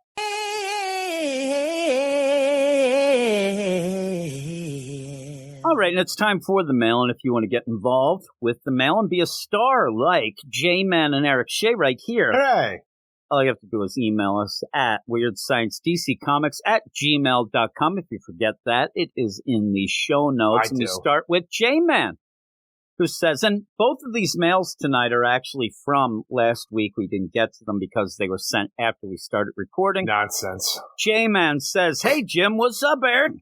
What's up, J-Man? Says, first I wanted to say Happy Mother's Day, so obviously this is a little bit late to all the mothers out there. You mothers out there. I will try to celebrate with my wife tomorrow because my mom is no longer here. That is unfortunate, unless you have a mother like mine. Don't make this about you. That brain cancer is a bitch, Aaron. It is. It is. I was actually watching a video, speaking of that, of Neil Peart last night, and they were talking about his brain cancer. Wasn't a fun watch, but I still watched it. Speaking of cancer, have you been watching the new season of Superman and Lois? If not, I will just shut my mouth now and refrain from spoilers. All right, I've never seen 1 second of it, so it wouldn't spoil anything show, but I'm always like a season behind. I'm usually a season behind. How many seasons are there? Well, you just said, I think it's in the. I say that I don't know where I am now because of how I caught up. I think there's 4 seasons. Okay, I'm 4 seasons behind. I think I watched 3 seasons, but it might be only 2. Okay, I'm still behind. It is interesting how the Superman and Lois creators are working in some serious issues that I don't think the comic books would dare do. It's not like DC throws any downer stories into any of their comic book series, like Clark returning with intense PTSD from being lost in some hellish dimension for years because time moves differently in that dimension. He's going to say later that he likes that Superman Lost bullshit. Yeah. Not me. As much as I want to be fully invested in DC Comics, I just have so many reasons to enjoy the full experience from week to week. Again, after another week where Image titles are on my pull list way outnumbering the DC titles. I loved Green Lantern #1 and the conclusion of Stargirl Lost Children. Yeah, Stargirl was good. Yeah, I did like that. Yeah, I thought the Generation Joker issue from the White Knight universe, should we call it the Murphyverse now? I think he already does call that. He actually calls it himself. Yeah, it was decent. I'm done with that. I haven't read anything in quite some time of the Murphyverse. It just didn't feel, it just was the same old to me. But I think Superman Lost is starting to pick up. I feel it's exactly where it was, and all the stuff that I cared about in that book we're not getting. I think it's exactly where it was. Boring as shit and sciencey and nonsense. But that's it for DC. Science. For me this week. Science! From Image this week, I was happy to pick up The Ambassadors, which is a Mark Miller book, Eric, and it's pretty good. Right. Nemesis Reloaded, Eric, that is a Mark Miller book. Pretty good. Is that about the monster from Resident Evil 3? It is not. It'd be kind of cool. Stars. Terra, which I believe is a Scott Snyder book. Spawn, Saga, Junkyard Joe, the Jeff Johns. I haven't been reading Nocterra. I'm not reading Spawn. Some of these books I know are pretty big, but they're so far ahead in what I've been reading, like a Saga and also Junkyard Joe. I read the first issue and treated it as a one-shot. I really liked it, but I wasn't. Is that like the son of Junkyard Dog? Maybe. That'd be pretty cool. It's weird. It's the Junkyard Dog and Coco Beware, and they're raising the kid together for some reason. And the dog and the bird are both there? Yeah, exactly. Something epic, he says, is another one. I don't know what that is. And after Green Lantern 1 and Stargirl 6, I was more excited to read all 7 Image titles over the course of the last 3 days. I'm not a crazy binge reader before anything else. Well, Eric, I've been reading a lot of manga myself that I like. Some of the ones that I don't really like, but that's how it goes. With the Night Terrors, with a K, event mucking up the regular series for months, I am considering putting a pause on buying any DC books for those months unless it's not a tie-in in any way. And, yeah, there'll be stuff like, World's Finest. You're going to get that World's Finest Teen Titans deal. You're going to get the Brave and Bold. There are a handful of books out there just coming throughout that whole event. Yeah, some of the ones that aren't like necessarily in the full-out continuity and stuff like that will keep going. I think the Jeff Johns stuff continues. Do you know which titles may not be crossing over with this event? And none of them are crossing over with the event. They are actually their own standalone titles. There's not like hey, this is continuing the Flash story by this and whatever. There'll be a Flash deal, but it's not its own contained Night Terrors theme. All these books have 2 issues. They're just tie-ins of their own selves. So if, you don't have to get them or not. It's not going to be anything that you're going to miss, but if you want to enjoy it, you can. Until we all find out in September that, oh my God, that Night Terrors was the banger that we've been waiting for decades. Exactly. Well, again, in September, you'll get back to the Flash book with Cy Spurrier. You'll end up having the Tom King, Wonder Woman, and then you'll get back to the other. Most of the books are just going to kind of shut down for 2 months, which I think is a horrible idea, but they're going to do it. They do it a lot. They've done it before. But again, J-Man, if you want to think of it, this is just convergence again, where you end up, okay, all the regular books shut down. You have these 2 deal. What am I saying? 2 shots. Trying to think of what you would call 2 books, 2 shots. But yeah. And if you're not involved, I said to most people, if you're not that mad about it, whatever, maybe start out by reading the actual Night Terrors main book. And if you like that, then start adding some things in. There will be a book by good old Dan Mora and Mark Waid stuff. I think Mark Waid and Dan Mora on one of them, but whatever. Shazam! We'll see.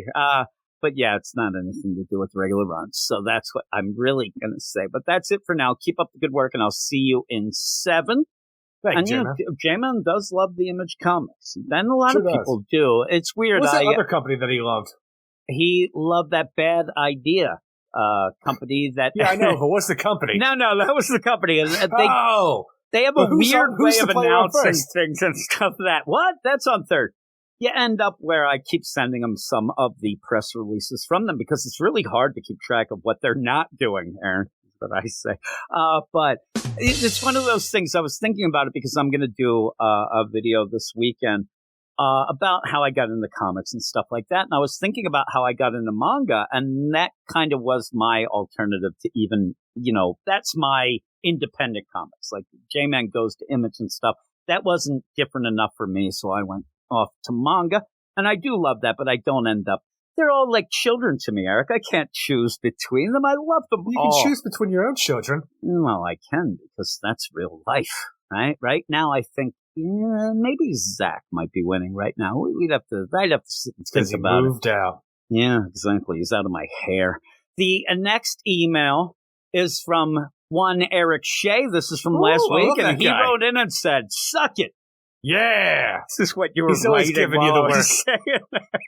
He is. Always giving me the Eric Shea's business. always giving me the business. He won't let me, Keeps you honest. relax. The guy does keep me honest. Oh, my God. I need him to keep me on the straight and narrow. That Eric Shea. Holy shit. But that is it for the mail. Thanks, J-Man. Thanks, everybody. Everybody, And Eric. Shea. And if you want to get involved, suck me. it, that guy. But yeah, if you want to get involved, please email us at weirdsciencedccomics@gmail.com, and we'll read everything. Whether it's good or bad, you can make fun of Eric all you want. I will giggle at that. We haven't had a lot of that, like, really negative emails in quite some time. When we did, it was kind of funny. People yelling at us and stuff, yelling about Eric. That was great. I get sad so Oh, easy. my goodness. That's the best is when I get, like, I'll kind of get upset about the stuff about me, but I'll stew about it later. But if they say anything bad about you, I get furious. I get really upset. How dare they? Yes, but we're going to go off now. We have another section of books. We got 2 books. It's going to continue what you told me last night when we were getting these all together. The Titans section, because we're going to come back with Flash and Cyborg. Damn right he has. He has read comics from the day one out of the womb, Eric. They grabbed you out of the womb to make you with granny goodness so you could read the comics. Is what happened. I saw this first issue we're doing. The whole play, it's going to be funny because I've been waiting with bated breath, Aaron. With bated breath to see what you thought of the Flash, because everybody in the Slack ended up, all the Get Fresh crew, they ended up sitting there and like, there is no way that Eric Shea won't have fun with the Mega Bam Man in this issue. And when I ended up reading it, I'm thinking to myself, ooh, that's not the only problem this guy's going to have with this issue. I really think that Eric's going to have lots of problems. And I haven't even asked you about it as much, right? Usually I'll try to get little clues and whatnot. But when I finally did get around to reading it, and I did get a hold of Zach Walker, who was asking me a question about it, and I did answer the question to him, but I don't think he responded. I think he might be mad at me or something. I don't know. It took all week to answer, so. No, I told him that I'd answer once. Tuesday, I said, I'm about to read it. Saturday rolls around. I get to reading it. I asked him. He asked me the question, and I answered. And no, I hope that he doesn't think that I was trying to, like, well, if you think it was, I don't know. I worry. That's what everybody thinks. No, I just ended up saying, well, I think this is this and that is that. And then I saw him typing. It said he's typing, but then nothing came through, Eric. He may have since then. We've been recording for a bit now, but no, I got a little worried. I hope that he's not upset with me. But the whole play, and I'm telling you, the Rocky was like, there's no way Eric won't have fun with this. I'm like, you don't know Eric, do you? No. You don't know him as much as me, I think, because what I think that you're going to say, and, we'll get into this proper, but I do think that you're going to say that this issue reminds you of all the things that you didn't like about Jeremy Adams' run. And unfortunately, I'm kind of thinking that a bit myself. The idea that you're going to get a lot of things thrown at you. You're going to get solutions just to have solutions because the end of the run is happening. But what I do like, such a weird play that Jeremy Adams has shown up like the sheriff in Let's Fix Everything Town. Yeah. He wants to fix things and he's going to do it. But I hope that it's somebody goes with this. I hope that you end up seeing these things progress because I don't know that you will. Eric, let's hear the credits and we'll get into it. The Flash, number 799, written by Jeremy Adams, with art by Fernando Pastor, Eau Claire Albert, Wade Von Grawl Badger, Tom Derenick, Matt Herms, Pete Pantazis, and Rob Lay. So we were off to the Palace of Eternity to find baby Wade West, who's been kidnapped by Granny Goodness with Wally's assembled team of Our Man 1 Million, Mr. Terrific, the Terrifics themselves, Omega Bam-Man, and Gold Beetle, and Kid Flash himself. And we have the T-ship going through space and time to do this. The only problem is I have all of these questions because the idea is Granny Goodness was talking outside of time. These Our Man 1 Million happened to overhear this whole thing with this battle before that we had and decided, I got to go find Wally West to talk about his son being kidnapped. So we have him on the team. We do nothing with Our Man in this book at all. He just shows up essentially for no reason, it seems like, except for to tell, hey, Granny Goodness, there's no reason for Granny Goodness to be at the Palace of Eternity, have the Eternity Mind, which was destroyed previously. And I'm like, when we show up in this dimension to this freaking place, and you have Titano and Mr. Atom battling it out, there's no reason for this to be happening. And then when you go, when you need something for these heroes to do, including mostly Omega Bam and Gold Beetle, to take on these Titans, out of nowhere, the Anti-Monitor shows up, and you know what? He's a bitch. Are you getting kind of that feeling now? We said earlier with World's Finest, like all of a sudden you're just not overwhelmed because nobody's really doing much, but you're just getting characters thrown at you. And if you're going to have fun with it, that's fine. And I'm not saying that this issue makes me not like Jeremy Adams or that I don't think he's one. I still think he's one of the best writers right now at DC. But this reminded me of when we kind of were saying, like, okay, we get what you're doing in Gem World, but you're not really doing much. This totally reminded me of the Cosmic Grail with Eclipso being attached to that Starbreaker coming out, and that's all I could think about, like, things are just happening to happen. My Eric and we had the situation in other books, and I complain about it, where you throw these characters in to really up the ante, but all you're doing is having them show up to be, cannon fodder, essentially to show how cool these other heroes are, but makes all of these big bads like a Titano and Mr. Atom and the biggest bad of DC Comics, the Anti-Monitor, are defeated by a pro wrestler and a time-traveling, I was going to say girl, but woman, tag team, but you just made everything that's legitimate in DC Comics less to try to make your story good here with the fun aspects of even having Granny Goodness kidnapping children to make her, her new Furies.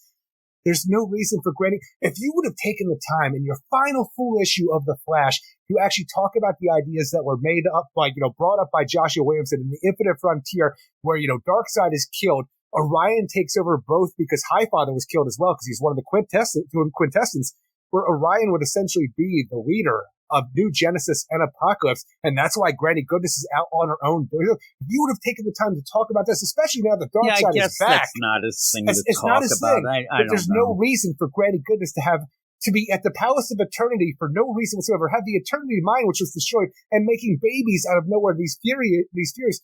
I don't understand why any of this is happening, and it doesn't matter. And here's the deal. Here's the big play here. First off, the Anti-Monitor showing up, and like you said, when we ended up having the Cosmic Grail and having all that, at the end of that story, why we kind of were not down with it was pretty much Wally West won the fight because he was a good guy. He had a good heart. You almost they tried to retroactively go and say other things about him, but ultimately it was a hang loose kind of attitude that seemed like to be the real winner of that story. And what you get here, you're not really by the end, I'm thinking, okay, this could be big, but Granny Goodness just gets away because you can't kill Granny Goodness. But also, what are they going to do? Because you get Serdian, Tempest and Dolphin's son here. That's one of the kids. You end up getting Mr. Terrific's son out of the womb. And you also get Robert Long, Donna Troy's son. What are they going to do with these characters? This is big. I mean, this should be really big, but are they going to do anything? Because by the end, I'm kind of thinking well, that's kind of neat. But I don't know that we're going to be able to continue this, and whether or not, because a lot of times when I do and it almost feels Jeremy like the Adams, idea of the lost children of what Jeff Johns is doing. Certainly does. Where you just have these kids show up out of nowhere under Granny Goodness's thumb, or but for what reason? Yeah, and that's what I'm saying. It's weird. The other ones are brought back, but even Mr. Terrific's son brought out of nowhere. I'm like, that's a weird choice. Yeah, and it's a weird play, and some people even mention, I think Gabe did, and it doesn't really go with it because the whole Strange Adventures book by Tom King, that was out of continuity. That was a Black Label deal. Now, originally it was going to be in continuity, and they changed it once they read the script. For good reasons. Guessing, right? But in that, Mr. Terrific actually admits, I didn't really care about my kid anyway, and I was kind of glad that happened. I wasn't ready to be a father. It's almost like Jeremy Adams has made himself, and I give him a lot of props to almost think that he is the sheriff in I'm going to fix everything town. He's I'm going to have a son. But what are you going to do with that? Is anybody going to pick that up? And that's all fine and well. If you're going to bring all of these characters' kids back to them out of nowhere, even ones they didn't even know or alive or would have been born. What happens when a Donna Troy finds, oh my God, my son? Exactly. But what are you going to do? These characters, this should be huge. I don't really hear anybody talking about the idea of this. And this is their final full issue. where are you taking this? Like, will this ever, like, be anything ever again, or will it be Amanda Waller on Earth 3? Well, the weird play of it is, it's not what I think's going to happen, but even the idea of the Lost Children, where Jeremy Adams is doing that Jay Garrick book with Boom, at least you see, but I don't think that he's going to have these characters in that as well.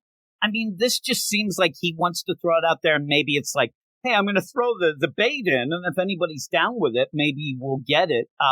But again, I don't know. But when you have it, it's just odd. It ends up where it's not exactly like a feel-good thing. It's just more odd. I'm wondering, like, where is this going to go? Because we know that this is his last full issue of his run. He's going to be in the 800 issue. Yeah.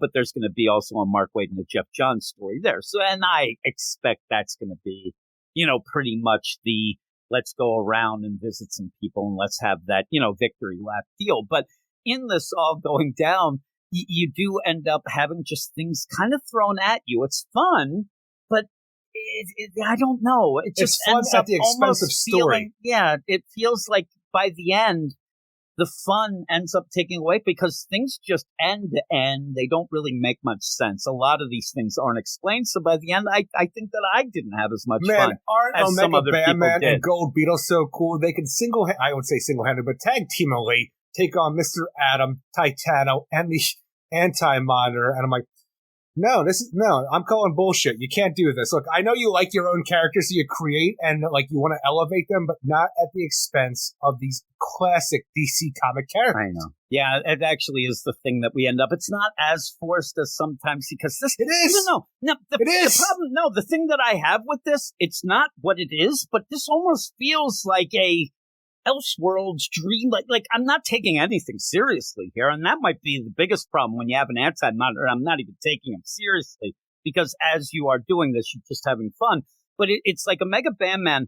The way that I can explain this is it's almost like Jeremy Adams wants this to be his Kite Man, and I'm not getting that. And I didn't get the Kite Man. I was annoyed immediately by it. But in this, it's like, yeah, that's kind of fun. No. Yeah, really, it's kind of fun. It's okay enough, but I don't need it to get in the way.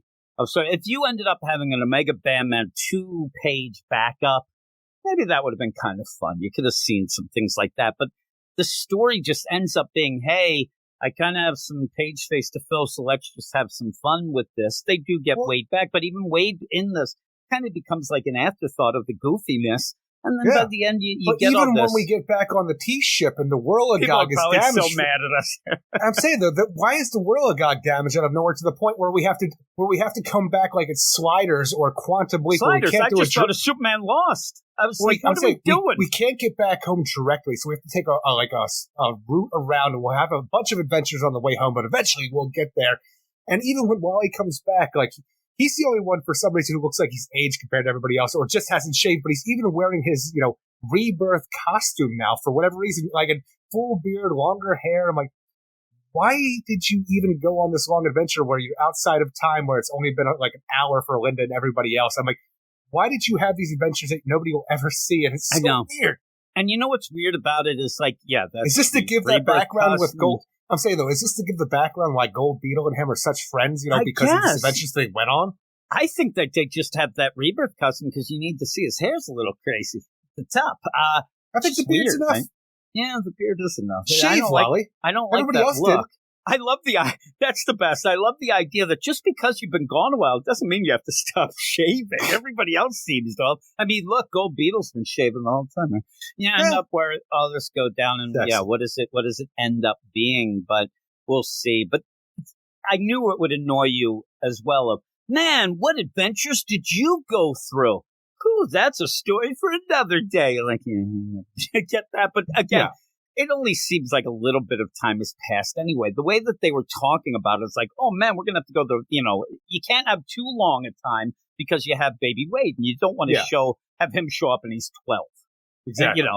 So you end up where, he has a beard. Because we don't need anybody yelling about aging characters up anymore. That's for damn sure. Exactly. Well, we did a couple months, maybe. I don't know. But maybe he did trim. Maybe it was like no shave, Mo adventure is what I'd call it, Eric. Yes, there you call it. No shave, Mo adventure. But at the end, there's not that much going on. It is a lot for fun.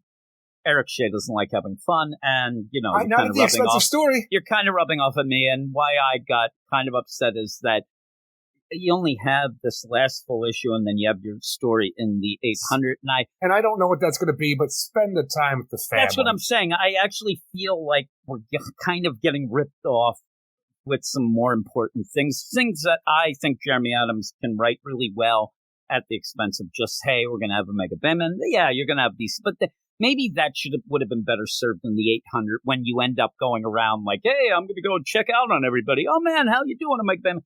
In this, it ends up feels like it's wasted space. Even the background of what's going on here is a bigger story with Granny Goodness and her new furious team of all of these missing children, but we're never going to deal with it. I'm like, that would have been a really good story. Yes, we don't have time for it, so it's weird to even throw it in here for a few panels where they're fighting our heroes until they realize, look, kids, we're going to find you, we're going to get you home and stuff like that.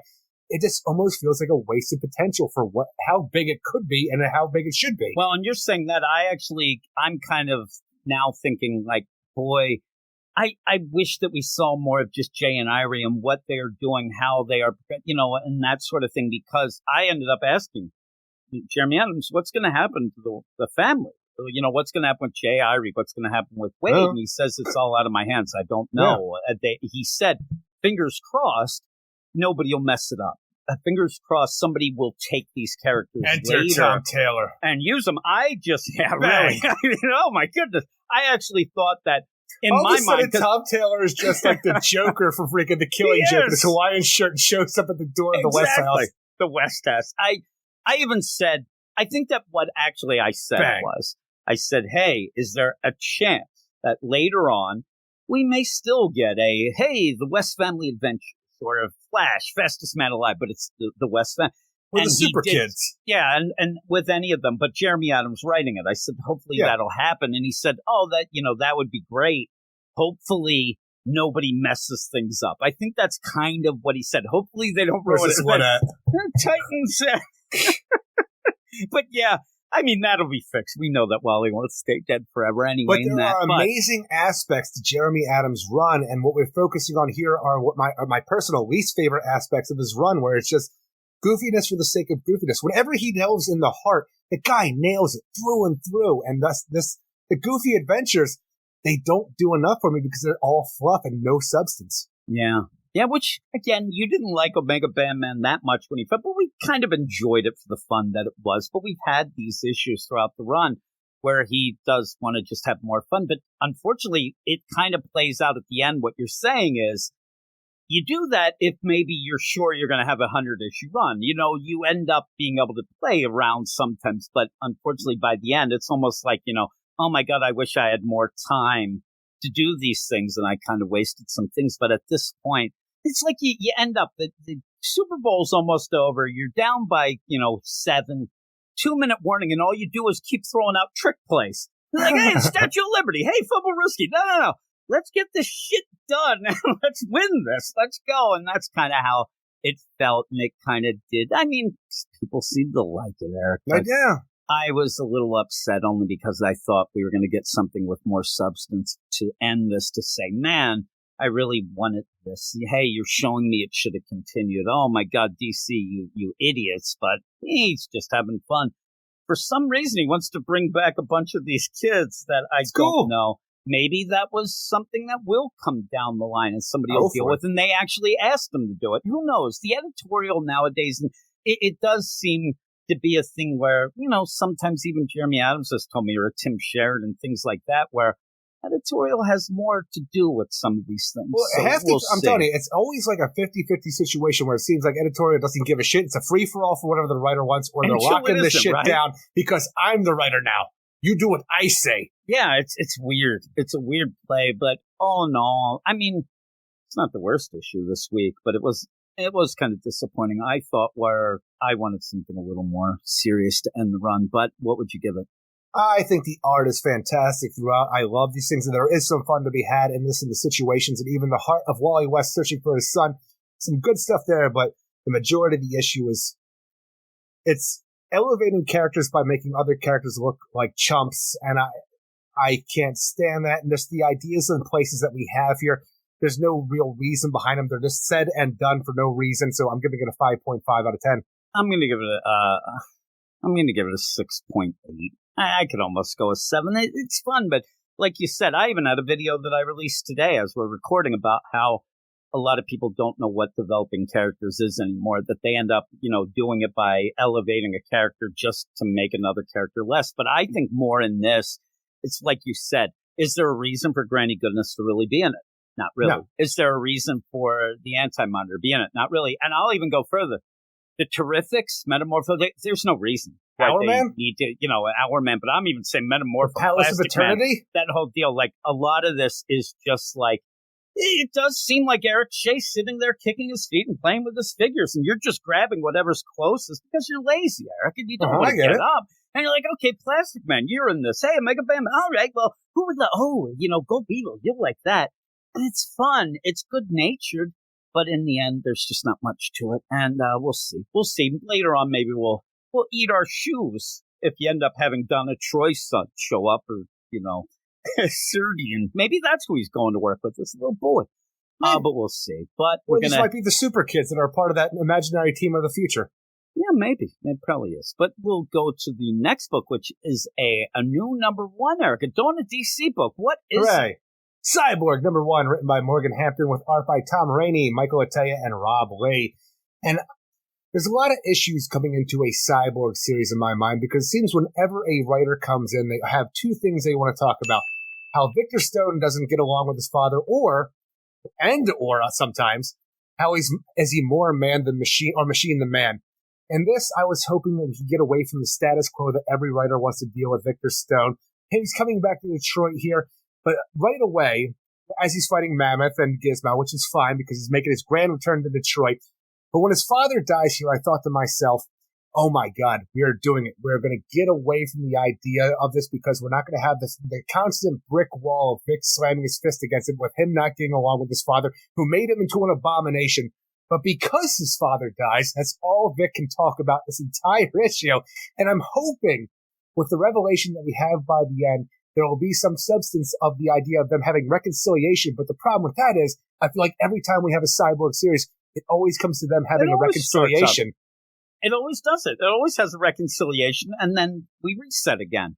And even, like you said, you always end up having the same things. And I don't know, from the very beginning, first off, I do not like the art in this book. I'm not a fan. I'm not a fan of Tom Rainey at all, and this is where Tom Rainey and the way the color works with the thing, his because we had this in the Jeffrey Thorne's Green Lantern series, and the way this and we had it in the future state of his as well. It was also for some reason I didn't mind it as much there, because there was a lot of things in the story that I was trying to grapple, so it's not something I focused too much on. But here it really stands out, where everybody looks like a claymation figure to me. They do. They look like claymation figures. You said that you thought everybody's going to start singing. I heard it through the grapevine, like the old freaking Raisins. But I thought at the beginning, when you did have, Gizmo and Matt, I thought, okay, actually, this seems like a lot of fun. We're going to deal with some fun things, and we're going to go.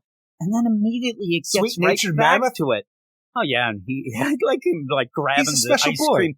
Ice cream's on the ground. Well, he hasn't been the same since Damian wiped his mind, Eric. So this is classic Mammoth. He's the same. He was probably better off working at the carnival. Maybe, but, and even there, he's going to punch some lights out. And I thought that this was going to play off, because he does mention the Titans and things like that as well. And I thought that this was going to be like, okay, he's gotten over some things. This is where we're actually going to feel fresh and new, because fresh start. All that stuff. And I know that a lot of these Dawn of DC books, you do kind of want to get back to the classic feel of it. But the classic feel of Silas, my father has been an asshole, I'm an abomination, that's way overdone. We're not missing that. You could get that every time. That's done. Yeah, so I thought what we're going to do is, and I actually, so weird, the way he reacts to his dad being dead was almost like, okay, he doesn't give a shit. Let's move on. Let's keep going. Then that's all he is dealing with. And by the end, I think that what we're getting is the idea of, oh my God, now my dad's going to know how much of an abomination I am, because he's an abomination with me. I don't know. But one of the things that made me giggle is after he does end up, and it kind of goes back, like, it's not even just the father deal. It's everything about this. It almost feels like we've read these scenes before when he ends up, oh my God, he's getting all the calls from Sarah Charles. Like, this is all stuff we've dealt with. But when he ends up going to that funeral, that eulogy is one of the worst fucking eulogies I've ever heard in my entire life. This guy is talking so much about himself in this nonsense that I'm like, what the fuck, Cyborg? Like, at least, if you don't want to talk about anything good, just don't. But he's like, his dream was like, he's like, what's going on here? He wanted so much from me with what him and my mother were all about, but I went into sports because I thought, and he didn't like that either. Then he made me a monster, and then he thought I could finally live up to what he wanted. Just imagine, like, if my dad had a funeral and they're like, okay, well, we want you to do that. I'm like, okay, I'll do the eulogy. You know what, my dad? He was a lot to everybody. Except me. He was one thing, a piece of shit, and I hated Honestly, his guts. Hey, everybody. If your father had a eulogy like that, Cyborg's is head and shoulders above anything you would do. Oh, yeah. I'm just saying, like, he's just going on and on about himself. Everybody's probably like, and you look at everybody's like, what the fuck, dude?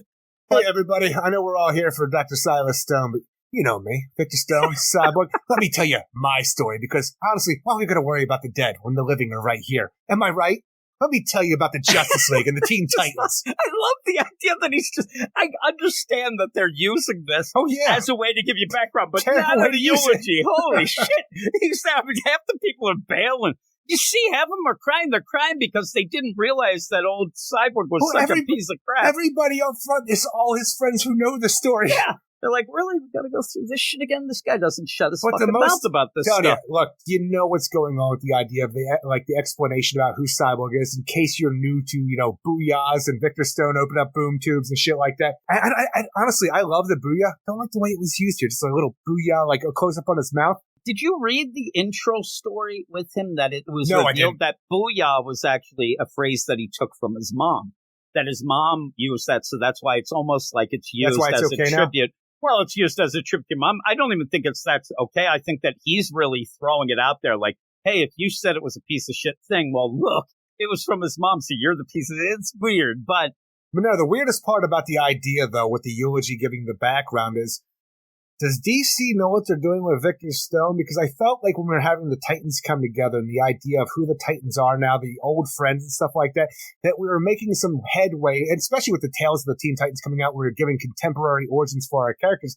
Maybe more will be explained there, but when you have his father making him into Cyborg, and then the idea that he joined the Justice League, but then he found some friends in the Teen Titans, I'm like, so he was a part of the Justice League where Batman was there with 4 kids already, but then you joined Dick Grayson as a part of the Teen Titans. I'm like, why are you mucking it up more at this point in time? We have so many retcons at this point in time in the timeline. You don't have to establish him as a part of the Justice League anymore. Yes, it happens, but don't talk about it. He's a Teen Titan. He's a part of the Titans this very week. Don't muck about. That's the funny part is it is in this continuity still, the deal, but you kind of maybe are better served not talking about it. Just go with the Titans, the Teen Titans deal. But they use it, but then in the background. Even the idea where you think about where he was made and with the beginning of the New 52 in the Justice League and was a part of that was a new look for Cyborg. So you think, hey, this is how he looked. And then sometime after he left the Justice League, he went with this 80s more like Cyborg look where he's showing a lot of skin. I like that skin look. I hated the look of Cyborg when I was a kid because it was just never enough Cyborg. Like, he almost always looked naked. I'm like, why isn't he cooler looking? Do you think that he's a Miami Dolphins fan? He's sporting them colors like he is. I don't like it. He should have the green and silver. I think of the. I don't know. I think it looks good on him. The orange and the baby blue. Maybe it should just be blue and silver. Big Detroit Lions fan, maybe. But I love the idea where you also end up having Do Better Detroit, which, I agree. But I like when this Estelle Green's like, listen, you know how we are in Detroit here. I'm like, really? Like, almost like yelling about this guy who seems to, he's trying to up the ante, Marcus Wilcox. I love, too, that you end up where it's the dumbass of the day that she's doing her deal, right? A little clickbait going on. But you cover up the ass when it's on the screen, but she says it earlier anyway. I'm like, well, what is the subject? But this guy, it's just intermission, weird. Though we have, like this I want to say maybe it has to be a web show, a TV show. Just do better. Detroit's news segment that's going on where you have Estelle Green talking about Mr. Booyah Boy or Mr. Come and Go as he pleases. The idea that we have to do better because Cyborg is not the hero we need because he's doing stuff with the Titans. But also, we have this other guy over here, Marcus Wilcox, who's gentrifying, Detroit. And he has all these apps you can go and do, he'll make a meal plan for you. But do we really need that? Come on, do better, Detroit. Like, why is Estelle Green so angry at everybody? And I'm telling you, maybe the situation with this Marcus Wilcox isn't good because Marcus Wilcox goes into confronts Victor at the funeral. I mean, it's obvious that Marcus Wilcox is up to sus shit. Well, I mean, that's going to be the deal. That Marcus Wilcox is the guy that Silas Stone went to when his son wouldn't play ball with what he wanted. I was like, this is almost a surrogate son situation where this guy's wanted to do everything that Silas wanted Victor to do. And I think this guy's ultimately going to be the guy that built the robotic, body for Silas to live in at the end of this issue. But we have this, it just seems that everybody who's here to try to help Detroit, Estelle is mad at, and you just got to look at the little, the text that are coming in, like, you think he wears a do-rag? Okay, wig. Jamie reminds me of my dad. Why he look like that? It's giving Norbit vibes. I'm just like, all of these things are like, we had a lot of this going on in the blue and gold book. People loved it. I loved a lot of aspects of it.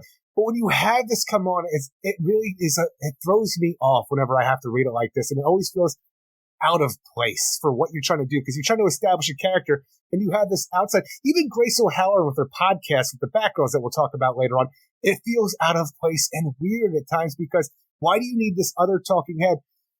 I don't know. I'm telling you, sometimes it works because growing up, I love the news broadcasts that we have and The Dark Knight Returns. Like the news broadcasts and the commercials that we have showing the world of RoboCop. Those things are good. But for some reason, when we have them in the comics, it always never feels right to me. Yeah, and you had that always never. Even a Spawn. You did have that back in the day. But where I like a lot of those is a lot of times those are used to show differing opinions. But when you get this girl, or woman, Estelle Green, I don't know much about her, but she's not very likable. I mean, she's just yelling shit. And I'm sitting there, I'm like, wait a second, I don't need, like I said, I don't need books where everybody's like, man, that's Cyborg. He's the greatest thing ever. He's the greatest. But I don't know. This just seems forced in of, oh, look at Mr. Come Back to Detroit. Well, what do you want? You want him to stay out of Detroit? And then this other guy who she just seems to think that he's bad because he's gentrifying things and but it seems like that might be, I've never been to Detroit, but I've seen some pictures. They may need this guy to go at Marcus Wilcox. But the idea of this, I think that he's sus. I think that he's going to end up doing bad things, and we'll see that his research and things like that. He's the son that Silas never had. And I think that he also probably went a little bit too far in his deal, especially with the idea Did he play God? I think that the idea of making hey, but I brought your dad back just like he saved your life. And I don't like my life. That's the thing is because by the end of this, after the funeral, after all the grieving said and done, Victor's showing really no emotion because of all the disdain he's had for his father over the years. When he goes back to his childhood home, he is confronted, it's actually funny the way he's confronted because a robot pretty much breaks down the door. He doesn't hear it until it's walking up the stairs. I'm like, where's your cyborg hearing, Victor? But when he comes to, he's confronted by this robot that has his father's consciousness inside him, all right, maybe this is something new to the same old stale story that we have where because of what Silas is now, he's more connected to what Victor is and they can have an understanding and also have some other side story going on to be the overall framing of this. So, maybe there is something here. It's just when you start out, it's the same old. What this is, Yeah, I actually think that what you're just getting is this new guy. He's kind of the Silas now, but at the end, he's still just, a robot thing. And even that, you end up throwing in stuff like, hey, if you ever get, run over by Cyborg or any superheroes, call me, Jamie Cormaz, the lawyer and then you have that later. I'm like, I don't need this stupid shit where that robot's walking down the road and everybody, I'm going to call that lawyer. I'm going to call him because this robot. Now, And when he's walking down the road, right away, I'm like, oh, yeah, that's Silas. He's got the lab coat. What is he fucking doing? And then they're like, oh, that's one of them robot naked. Almost like throwing things in. Yeah, I mean, seriously, he's got his robot pants. He pulls them up. The idea of throwing even in the idea of the drone Amazon deliveries. Like, that's one of them robots that delivers the shit. Like, yeah. You know what happens then? You get robot apocalypse. So watch out. But at the end, Look, we you already end up figured out that. how to stop that since, Batman, Superman, World's Finest takes place in the past. We already know how to stop that shit. I wish that this actually could then go and we could have this, but also the idea where Silas hasn't been home for a while because you get the dust. I don't know. It's something. This house is not a home, Jim. Yeah. Oh, yeah. Oh, I love the idea. He's like, this house isn't a home except my room here, like the Beach Boys sang. And I used to study here. I used to lift weights. I used to masturbate. And we get it. We get it. You did everything in your room. But then some asshole who paid for the room, they used to come in and buy, oh, no, it's a robot now. Luckily, he has this little badge on. Why did he get dressed up as then? the robot breaks the door open off the freaking hinges and off the frame? Victor is just writing in his journal. He doesn't stop until he hears the clang, clang of the footsteps right outside the room. Clang, clang goes to Silas. You have it all. Oh, Daddy, now you know how I feel that you're now a robot monstrosities. He's more of a ask questions first and then ask questions later because he blows his father robot's arm off. His arm goes like he wants to keep at arm's length, Eric. He's like, holy shit. No, he's disarming him. Oh, that he is. I say, can you lend me a hand and an elbow Not and maybe anymore. a shoulder? I just came in to see what all of the fuss was about. What are you talking about, Dad? I was just writing my journal. I told you not to keep secrets. I don't know. I need to have my robot dad now fully. Well, I'm just sitting there. I'm like, it's a new sitcom, My Robot Dad. It is My Robot Dad with, it happens to be Cyborg's Hamper. But the idea of man, you never, played catch with me. Now I can't anyway, you asshole. You blew off my arm. Oh, man. I'll put it back together. At the end of the episode, it's like, Dad, you know what? I know we have our differences, but I know at the end you care for me. What is that, Dad? You crying? No, I'm leaking oil. Ah! It's like, why don't I fix you a good bit of WD-40? It's like, Dad, I still eat regular food. Your loss. I don't know. It's just, I don't know. It gets real ridiculous by the end of me thinking what you're going to go forward with. But maybe this is that idea, and at the end he pulls the plug. I don't mean to do this, Daddy, but if we get this, you can't bring Silas back, right? I mean, he's gone. He's now the robot, He's a right? robot. Yeah, I mean, I'm saying you can't make him, alive again. It just... But what is we'll alive, Jim? What is alive? I ended up trying to calculate... Do you remember, the argument up. Do you remember the argument that we were having in that Batman Beyond story that the AI was alive and Batman doesn't kill, so how can he kill this and that? That's the same thing. What is alive, Jim? What is living really to you? Well, I think that this is more Is it your of that. primitive understanding of it just because of who you are? You don't think outside the box? Pull the fucking plug. This is just a robot. You gotta This stop isn't your this dad. shit. It's his You dad. gotta stop this shit. My dad, he treated me poorly. I'd blow the fucking head off. I wouldn't have aimed for the shoulder. I would have went right for the head. That's why Victor's a hero. I'd be like, who the fuck is that? And I'm like, oh, I see. It's a 500-pound robot. It must be my dad. You got me there, son. There's my dad, still an asshole. Right away, I go in. Oh, my God, you're a robot, Dad. What do you mean you want to be an archaeologist? You can't do that. God Honestly, damn that's it, good parenting. Dad. Beep, boop, boop. I've calculated your rate of success is 0. Oh, Dad, you are the same. They brought you back. But at the end, I don't know. I ended up I don't have any feeling for this book yet. No, I agree, because the thing is, it's same old status quo, Cyborg, what you get. You got a lot of backstory in case you don't know Cyborg, and then you get the big revelation that Cyborg's father is now in a robot body. It's not till the end that it feels like the story actually goes somewhere new for the character, for what you want to start with this. And I want to see where it catch-up. goes, but by the end, this is one of the few Dawn of DC books that I just really didn't have much of anything with, all right, well, let's see what the next issue is. That's about where I lie with it. I don't sit there and say, oh, my God. Maybe something could finally happen. And maybe it will. So, and again, we're kind of laughing and making fun of it, but I'm not saying it's bad.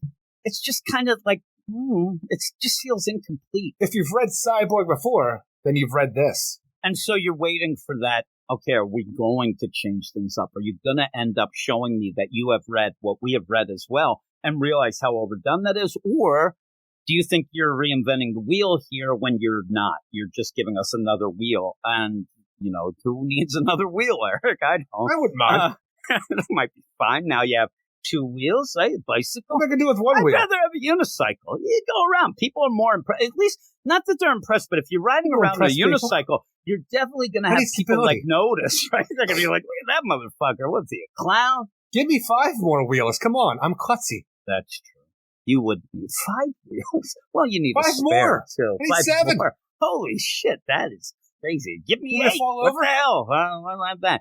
I imagine that with 7 or 8 wheels, you have one of those, like, contraption cars that's, like, going around, like it's springing up and down and all over the fucking place. Who needs that? Give me 4. I'm not going to get greedy with the wheels, but what would you give this by the end? Ultimately, I'm not a huge fan of Tom Rainey's art, but I think it does fine with what they're doing. I think Cyborg looks pretty cool with his new get-up and tracksuit. It's really... It's a look I don't mind seeing in this book because it is different while still being Cyborg.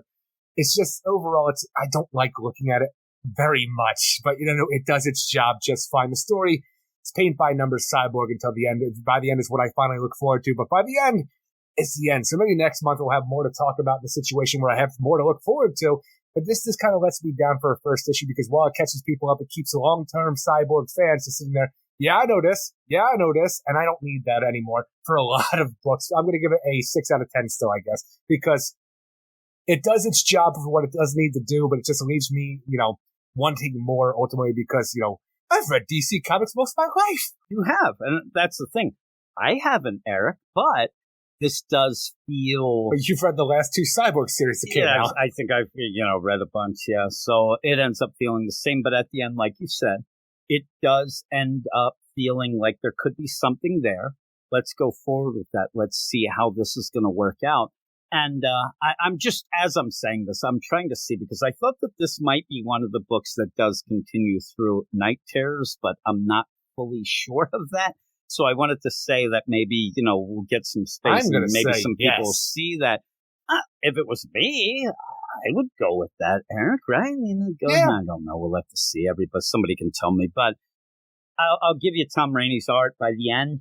Now that I've gone through this a couple times and then going through it again by the end, I kind of don't mind it. It ends up being like, okay, I'm used to it now. I think it is kind of that type of art. It's a little jarring at first, but you get used to it as you go. It's jarring. And by the end, you're not really kind of worried about that. So I'm not going to say that that's that. You got Robot Dads to worry about. You can't focus on the art. Well, it could be fun.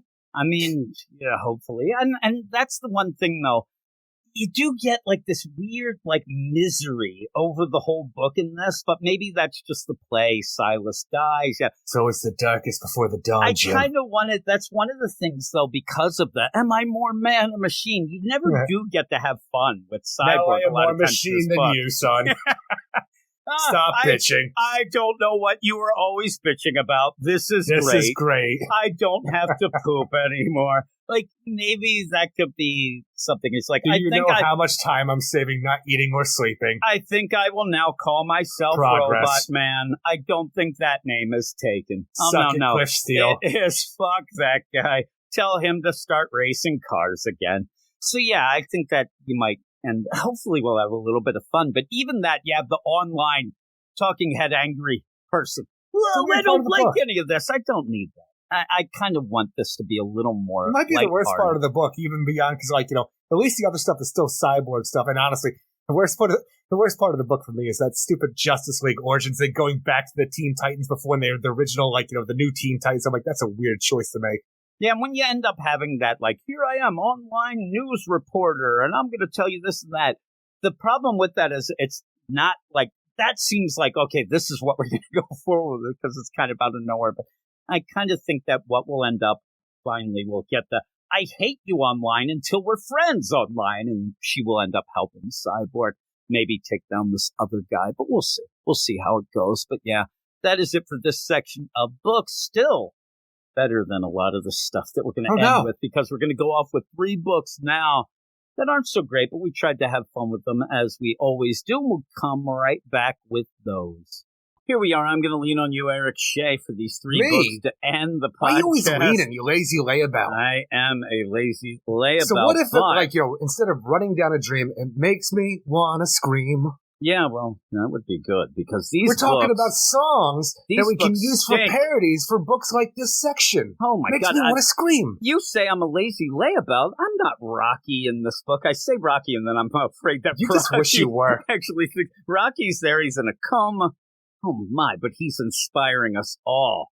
We hardly knew ye, Rocky. I think Rocky. Rocky's going to make it. I hope he Who does. I always swears for some reason is Grace O'Halloran's cameraman for her podcast. Yeah, I always think it's a guy. I actually was going to laugh at you and say, it's so ridiculous, like we care about the cameraman. I think it is too, and it ends up like some of the YouTubers that I do end up watching, they kind of get their cameraman involved, and I think it's funny, and that's how I think of Rocky. But here we are, we have kind of funny. So it's a Sophie's choice, it is. Which one is the worst? Because these are bad. These are really bad books, and they're bad in the way, though, that I usually don't mind because I find them hilarious. I was reading all three. I don't think anything in these three books is really supposed to be funny, but yet I laughed throughout my whole reading time today thinking of a Batgirls that seems like one of the worst acted after-school specials I've ever seen in my life. Catwoman, that plays out like a really like Z-rated kind of like Pulp Fiction-esque knockoff that you would find almost like Transmorphers, but in that deal, and then Wonder Woman just sucks. So here we go, Eric. Oh my goodness, and away we go. See, I just wanted to get it done quick. Now you don't have to talk about them. We are done. Thanks, everybody. See you next week. But everybody. We'll start with Batgirls. I do just want to mention, we hardly ever mention the covers, but on the cover you do have Gunhawk and Gun Bunny. All right. Gunhawk is looking great for a man who's dead. Sure does, just like Cluemaster. Yeah, I'm pretty sure that Gunhawk will end up in the next issue. And yeah, he's supposed to be dead. We'll see if they end up having a little note. And Gun Bunny are on the cover of this issue. So like, okay, the story's finally going to go somewhere from the rogue assassin taking out people because of the Batgirls. We're going to finally see Gunhawk and Gun Bunny. You don't get them in this issue.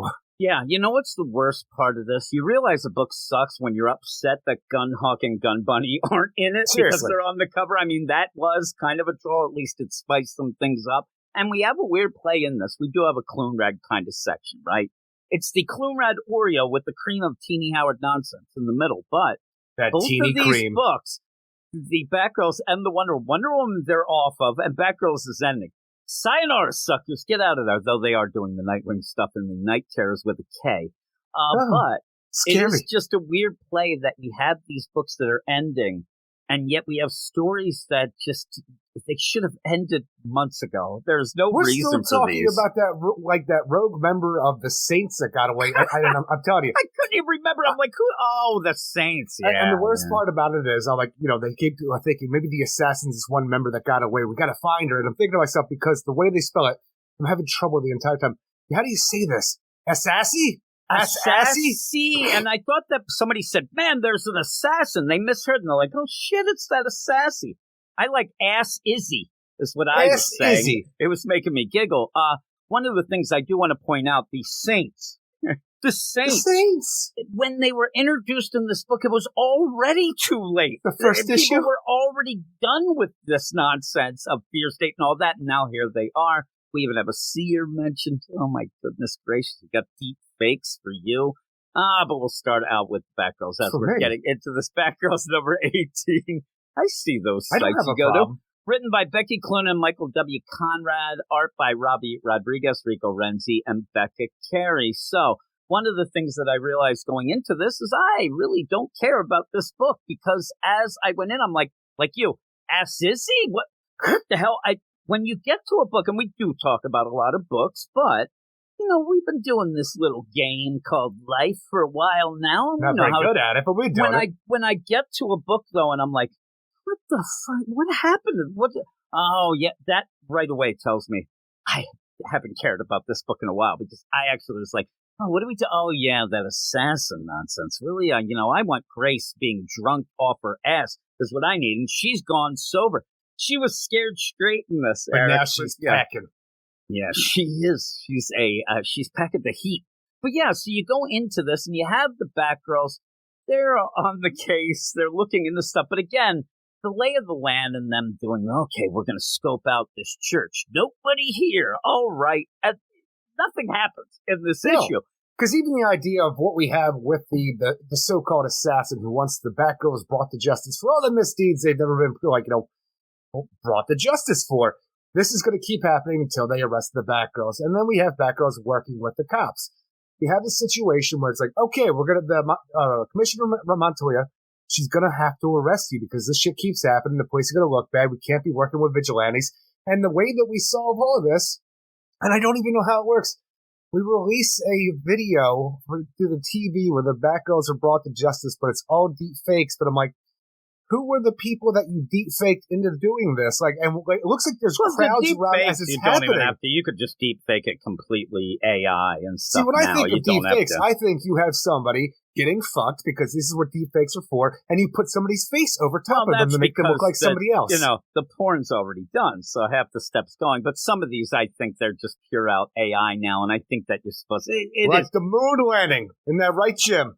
Yeah, really. It is funny, as you're saying that, it reminds me of the movie I'm Gonna Get You, Sucker, where you end up having Keenan Ivory Wayans' mother. She starts to do the karate, but as she's doing flips, you can tell it's like this mustachioed man. It's the joke of it, but that's what I would love to see. All of a sudden, they're like, oh, man, here's the Batgirls, and they're morphing the tech on me and you.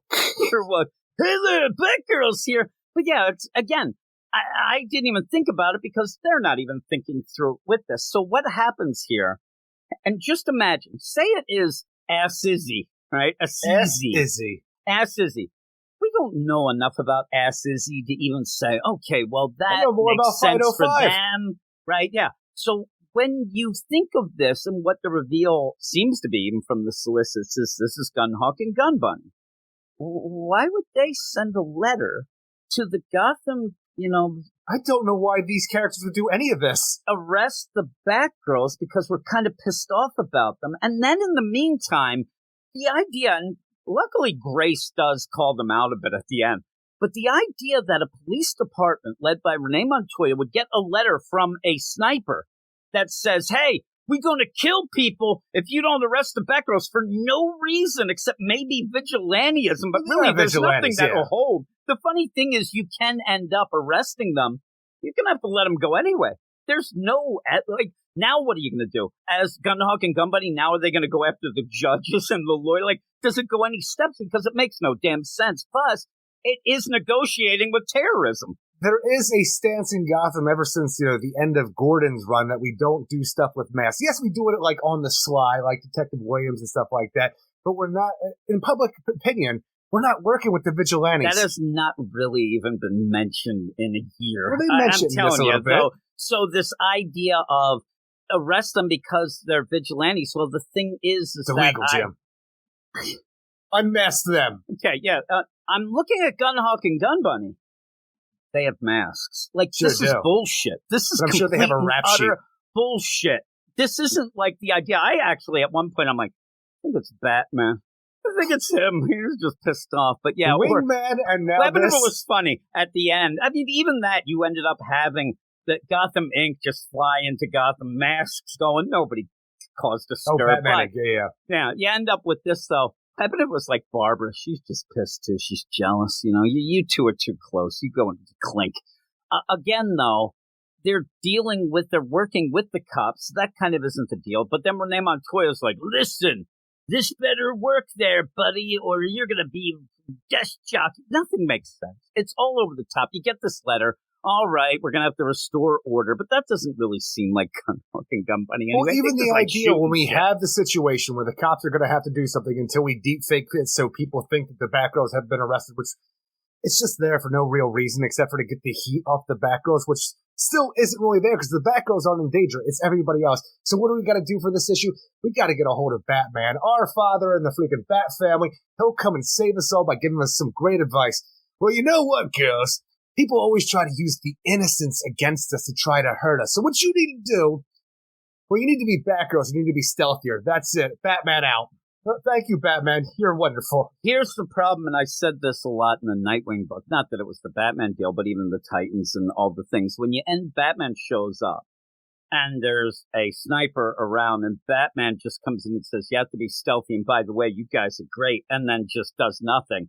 it throws everything off. It doesn't make the sense. thing is, Batman's got a large city. This is like a 4-block radius to the hill, as far as I'm concerned. You can deal with 4 blocks. I agree. Batman would never, ever get upset about somebody shooting people, but you end up, when you look at I don't even think that's Batman. Look, that and Batman the rest weighs of 45 pounds. On the rest of the neighborhood, he's still trying to take out fail-safe robots and stuck around. Yeah, they left. He's like, what the hell? When they're like, oh my, can you help us with the Saints? He's like, I'm done with that shit. I got organs to take care of, fail-safe robots. Batman's hands are tied, girls. If Alfred was alive at this moment, I would swear that's Alfred. It would be funny if the idea where he's actually off in his, dream world deal. So Alfred, if he was alive, he came here to kind of pretend, hey, girls, give him a pump-up talk, but I just don't get it. And then it's like, we'll make you proud, Batman. You already have. I'm like, it's a joke. It really ends up... Well, you think that's a joke? Even when the girls lay low after, taking out an attempted bank robbery where Alicia just happens to be in there during the robbery, they do it stealthily, so nobody even sees the Batgirls doing it. So nobody can, pin this on us for doing vigilantism to get the assassin all riled up again, even though everybody knows what's going to happen. These guys were apprehended out of nowhere. What happened? Oh, no, we live in Gotham, probably a bat. But when you have all this going on, and they're just at home laying low after all this, you know what?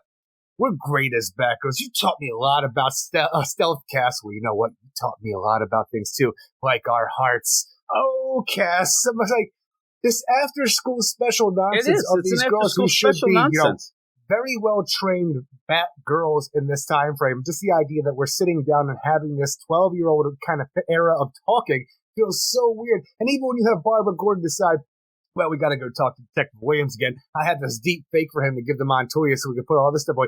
I'm going to show up in my disguise, a wig, glasses that you normally see me wear, like I sometimes see me wear, and also a wheelchair. Thankfully, Detective Williams apparently has not been at the GCPD very long because he would remember the time the former commissioner's daughter was always in a wheelchair. But now, I actually just think he's dumb. But also, what do you got? A full-out $1 million disguise budget? When you're done, you don't leave the disguise there where you were doing it. You take it away. You might use that again. Also, just to go back, just for this Batman nonsense dialogue, because this dialogue is horrendous. He says at one point, that which tries to harm us through violence against those we protect. It's one of the oldest tricks in the book. But then he says, I'm proud of you, girls. He says, you've come a long way. I'm proud of you. Then they leave and go, we'll make you proud. And he says, you already have, because he already said it. He's like, why are you making me repeat myself, you jerks? Get out of here. So you end up where all this being played out, and then all of a sudden, But I swear to God, I'm reading this, I'm like, that can't be Barbara, right? Like, her disguise is a wheelchair. What is going on? Like, really? Have somebody... I'm like, please make that be Steph or something. No. And then the idea of, oh, no, look, we thought that somebody was shooting at the snipers, but they were shooting with the... Nothing makes sense. You know what I just realized, too? Suddenly, I keep saying Detective Williams, because I actually got it mixed up when we Williams, have Tim Drake Robbins. Officer Brooks. Yeah, we have this going Officer on here. Brooks. Anybody paying any attention to this guy? I mean, Well, all the Montoya guys, is. I love the way the guy plays it out, too, is every time he helps out the Batgirls, he always has to remind us and them that it's his ass on the line. I'm like, we get it Just there, like Brooks. any good cop. Hey, Brooksy. You're going to have any action-type movie where you have to have the hard-ass guy. You know this is my ass on the line. And I love that the idea I think she leaves the wheelchair behind, too. Barbara's there. She's in this wheelchair. And then they're talking. He gets this thumb drive.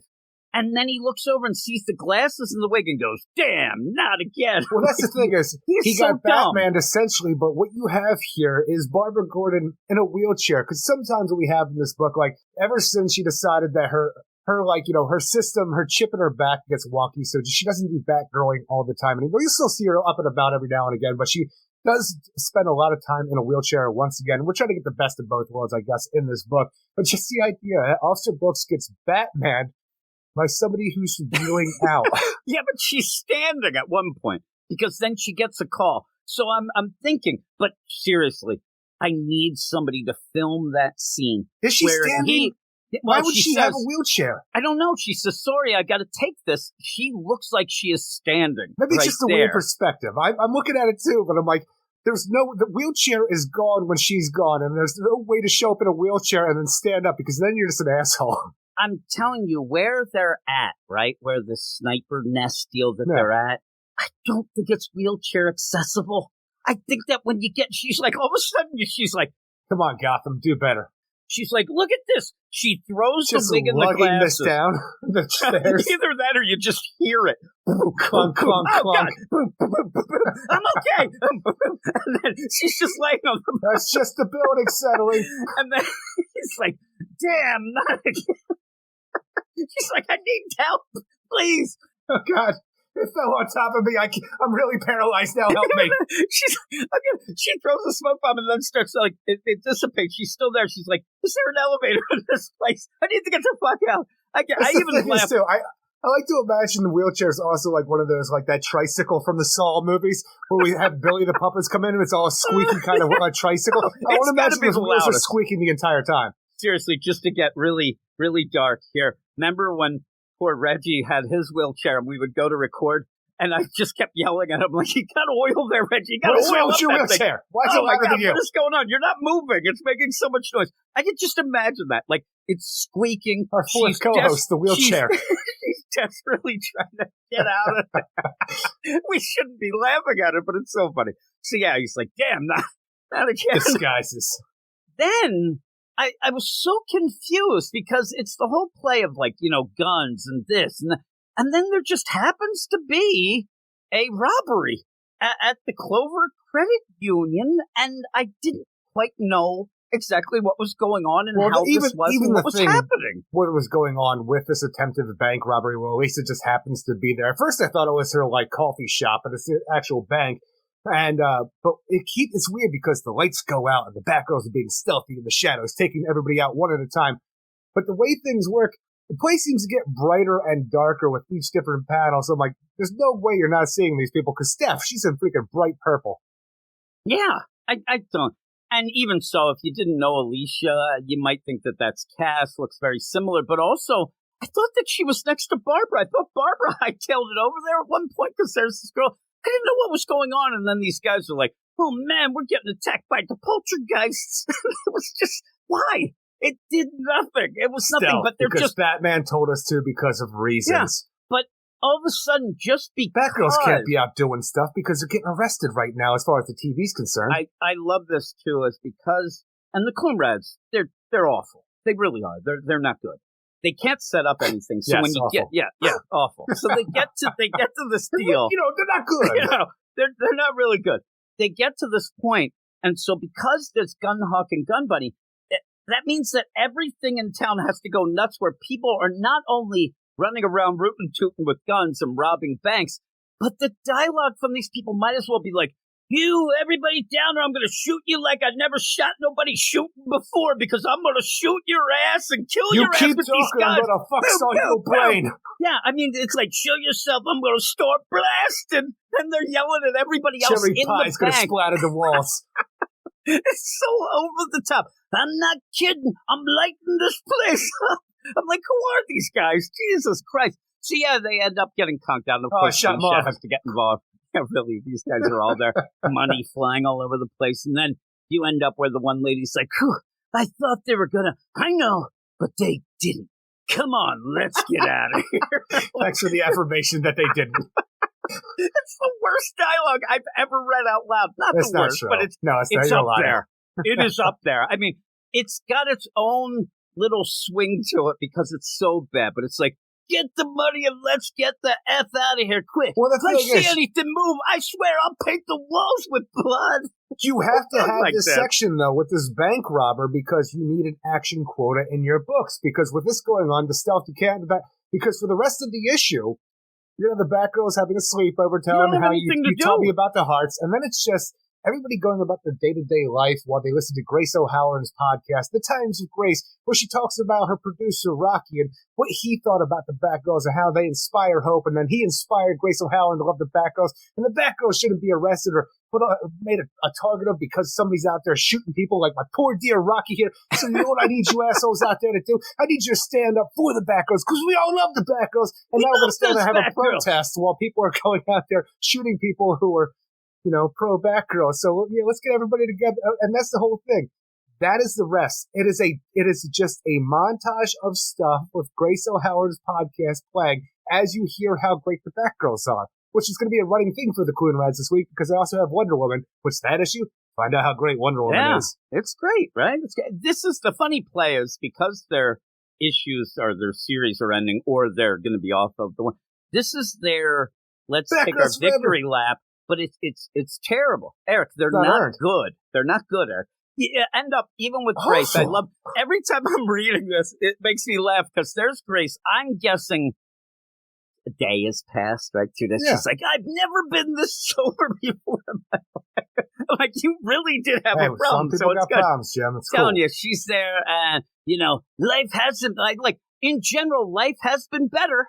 Oh, all right. Yeah, but I'll tell you this, though. When she is raising the people's awareness to come out on the streets and fight for the Hill and fight for the Batgirls, I'm so glad she didn't give everybody a terms of what you should wear when you come out. A dress code is what I'm trying to go, because she comes out here in a white T-shirt with a Target painted on. I'm like, thank God nobody else did this, because she is a crazy woman. Yes, you want to take a stand, but crazy. Don't literally paint a target on yourself. No. Now, the best is you do see, and some of the art gets wonky in this, I will say. But I could see right here, they are giving her a wide berth.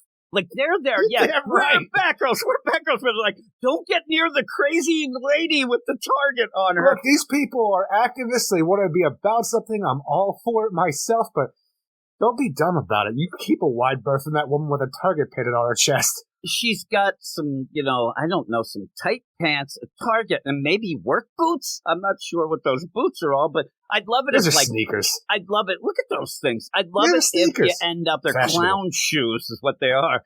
Your clown shoes. You end up where one of the Robins walks by and goes, I kind of know how that is. Walks away, shakes their head. But all this going down, every scene is there and ends with the idea, like you said, affirmation of, it's pretty cool. Them Batgirls. They're pretty cool, aren't they? Batgirls. Yeah, we always understand with them Batgirls. And you know what I don't like? I don't like guns, but at one point, you pretty much have, Dirty Gracie? She's ready to start talking to punks and counting bullets is what she wants to do. Either, but sometimes you got to defend yourself with a loaded sawed-off shotgun when somebody comes from you because you yap about things on your podcast. I understand. Well, that's what happens. You got to watch yourself. But yeah, even then, and then people who listen to the podcast get a little bit too into it and say, "Hey, I know where you live." They get really into it, start making crazy claims that they and Eric made the podcast somehow, and then shit gets real wacky. I'll tell you, I know how that is, but. You end up having all this going on, and luckily, everybody does have the Times of Grace podcast. One of the worst names I've ever heard in my entire life. It's Weird Science DC Comics Podcast. No.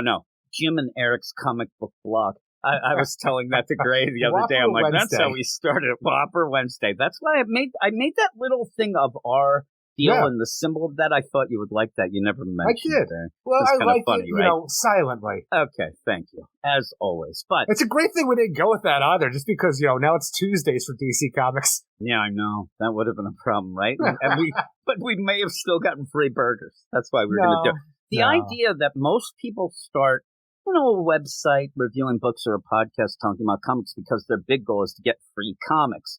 We tried to finagle it into getting free Whoppers from Burger King. That would not make any sense whatsoever. The only thing we would have been getting is a letter from their lawyers to cease and desist. But you end up, I like to where... Make me burger people. Thank God.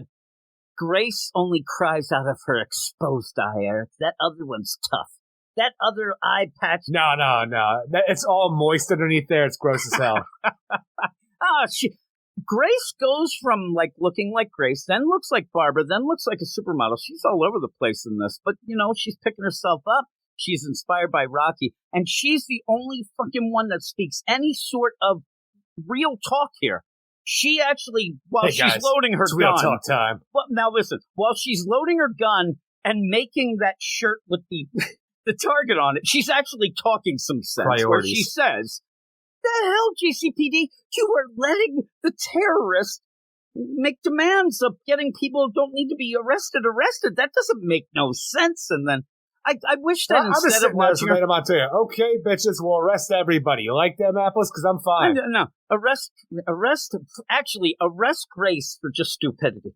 The idea of that shirt, I don't need to see her loading the gun. I need to see her where she's going. What did she, like, one of the shirts that she didn't use? You know what I mean? Like, F you, I don't know. But you end up, I'd like to see her spray painting that shirt. Come shoot me, pussy. This is a good idea. Hey, I'm going to ask Rocky. Hey, Rocky, if you don't say anything, I'm going to take that you think it's a cool idea to have a Target shirt. No, he didn't say anything. I'm hitting the streets. But yeah, you end up where... Shoot if you're horny.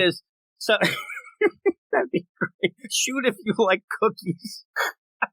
She's dead. Ah, yes, there you go. She's got to keep her eye on the prize. But today, they're all Batgirls. Not really, and you're going to die. But hey, There you go. And the funny play is, if she dies, I only say that Barbara is to blame because Grace actually thinks that the Batgirls are arrested because of that deep fake. So she's taken to the streets. I think that that's all going to lead to Grace dead. I don't think she'll die, but I think there'll be a shot ringing out, and it won't hit Grace. It'll hit that dude behind her. The terrorist ricocheted and went into the hospital and shot Rocky again in bed. Oh, no. Actually, they're just on the phone. We got great news, Grace. Oh, never mind. He's shot again. That guy behind Grace, though, while I think that the Target shirt's bad, I hate the look of suit coat and, like, undershirt, and that's what he's going with. He deserves to be... suit coat and undershirt? He deserves to be shot by the fashion police, Eric, is what he deserves. What do you know about fashion, hoodie, and friggin' basketball shorts? That's the thing. A lot of people comment on things that, you know, you don't have to actually know that for yourself. I see with my eyes, Eric. Ah, that looks terrible. But they're all fired up, though. They're all yelling and screaming. I've rocked that look. Right. At this point, just imagine me and you live in the hill. We hear this commotion. And for some reason, we live together in an apartment. We have bunk beds. And you're on top, right? Because you're on the bottom. You're more of a bottom. So we're there. But, you know, I drink a lot of soda at night. You're in big trouble. So we're there and we hear this commotion. And I look out the window. I'm like, oh, what's going on? Looks like a parade or something like they actually are doing here. And I'm like, oh, man, Eric, get this. They're all gathering up and they're taunting the sniper to shoot Get away from the windows. And I'm like, let's go, Eric. Should we go out there? You'd be like, what the hell are you talking about? No. And then we'd be pissed. Me and you would be there because for some reason we were just about to go to say Wawa to get something. Or Burger we were King. going to Walmart. Burger King. We're like, now the streets are crowded with targets. I don't need this shit. Like, what's going on? And next thing you see me, I'm loading my gun. I don't have a gun. I'm like, actually, Eric, what we should end up doing right now, we're going to go out. We're going to go undercover. I found this wig, glasses, and this wheelchair. You push me. Let's go. I'm not getting canceled. Yeah. It'd be trouble. Yeah, really. I don't know why I was just going to say that stolen valor. It's bad. I think we're canceled, Eric. Like this book. And there's a reason for it. This book stinks. And the art, I think, is wonky. There are like, it's fine in my mind for the most part. I say like some of the like the art in the bank robbery where it's like, you know, darkness and then it's bright. I'm like, I don't know how you're not seeing anything that you need to in this thing. I'm telling you, the faces are all over the place. That scene where they're eating the noodles and talking about how the biggest, you know, weapon that they have is their heart. Yeah. Cass changes. She like morphs throughout that whole scene. Every panel, she looks so much different. I'm like, I don't like this. At one point, I don't even know. She looks like something out of Fantasia. Then she's going on. It's weird. But, and even then, you have that one panel that I guess it's furniture. I don't even know what it is. The only thing I can say in your behalf of this whole thing is that faces look ugly when you're alone. They do. People are strange, Eric. And so, yeah, and it is kind of hard to follow.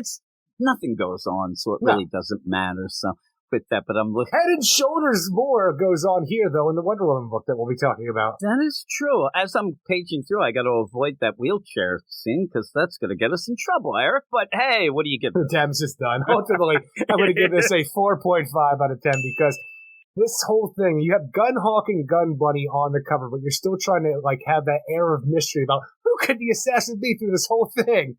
And I'm like, I don't know what you're doing. And when you have the Batgirls, I don't even know what you're doing with that. They have to be brought to justice. We fake that they're brought to justice. Now we have to be stealthy, but they're being stealthy before they're actually brought to justice, in the fake sense. So I don't know what this is. It's Grace O'Halloran's show, and I'm not buying this book for Grace O'Halloran, sadly. What, you mean kind of like a Manhunter Kate Spencer in a Joker book? I'm with you, Eric, but I was going to give it a 4. But since we were so hateful, I'll go up to a 4.5. It's way more interesting kicking the shit out of Joker, who's the name on the title, than what's going on here. Same shit, different book. Now, if Eric. Manhunter was just talking about things that she believed in on a podcast, then yeah, this is some bullshit. Do you enjoy the spelling of Rocky? R-O-K-Y. It bothers me every time I see it. It bothers me so much. I gotta ask Rocky what he thinks of that.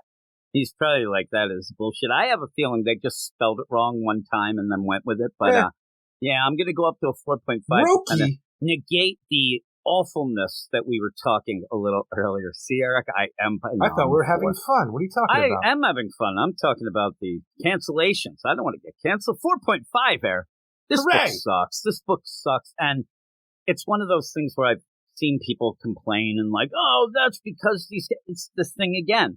The characters aren't bad. It's the writers. The writers are awful. These are characters that are superb. These are characters that people have demanded for years to see brought back into action as Batgirls. And when it's announced that they're going to get their own book together, everybody can rejoice until you see the creative team behind it, because the creative team behind it thought they were 12 to 13 years old before on an interview. Actually 17. And we were just told 17 is what it was. They have no idea who these characters are. They're just trying to collect a paycheck. It feels like at this point. Allegedly. Would you laugh?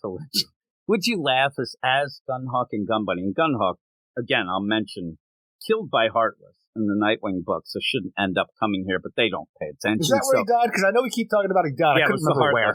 For some reason, I thought it was some weird thing where we had that. No, it was just was it James Tynan's Batman where Deathstroke was killing everybody? Was that the story that James Tynan did? You remember that, where the Penguin got all freaking armed to the teeth? For some reason, in my mind, it was all the way back there what I was thinking. Now, because of the, real great pacing that Tom Taylor has on that Nightwing book, it still was probably 8 years ago, but still, it did happen. But Nightwing can't take down Heartless, but that's another deal. But in this, though, when you're going through it, the idea that this nonsense is just I'm looking at that Rocky, too, it's really driving me nuts. But with that, I just don't see how this ends in the, what are Gunhawk and Gunbunny? Like, why are they... Whatever. Why are they that concerned with the Batgirls? I guess we'll have to wait and see. When they just want to root and toot and shoot. And why they could just leave Gotham? They're not. I just have to assume at this point they're a hired gun. For who? Couldn't tell you. Maybe it's Ass Issy. I love that. The hired gun to then come and send notes to the GCP. And maybe it's somebody else. Maybe You're that assassins. Is the deeper mystery. Just kill them. Just shoot their asses. Why are you... And really, you would think that maybe a play would have been when you have, and this might have upped the ante, the idea that when they thought that this would go dark with your deep fake too, the idea of the deep fakes going on, and then they kill the Batgirls, but they're not the Batgirls, they were just actors. Oh no. But yeah, then that would, may have been something to play with now. I like too also where all this shit's going down, and while Grace O'Halloran is telling everybody to pull up their bootstraps and shit, everybody's having a grand old time. There's an assassin out. You better watch it. You notice, though, nobody's outside. They're all doing indoor shit. But, free the Batgirls. They've got signs. Everybody's making fucking signs. But here we go to the next book, Eric. Catwoman number 55.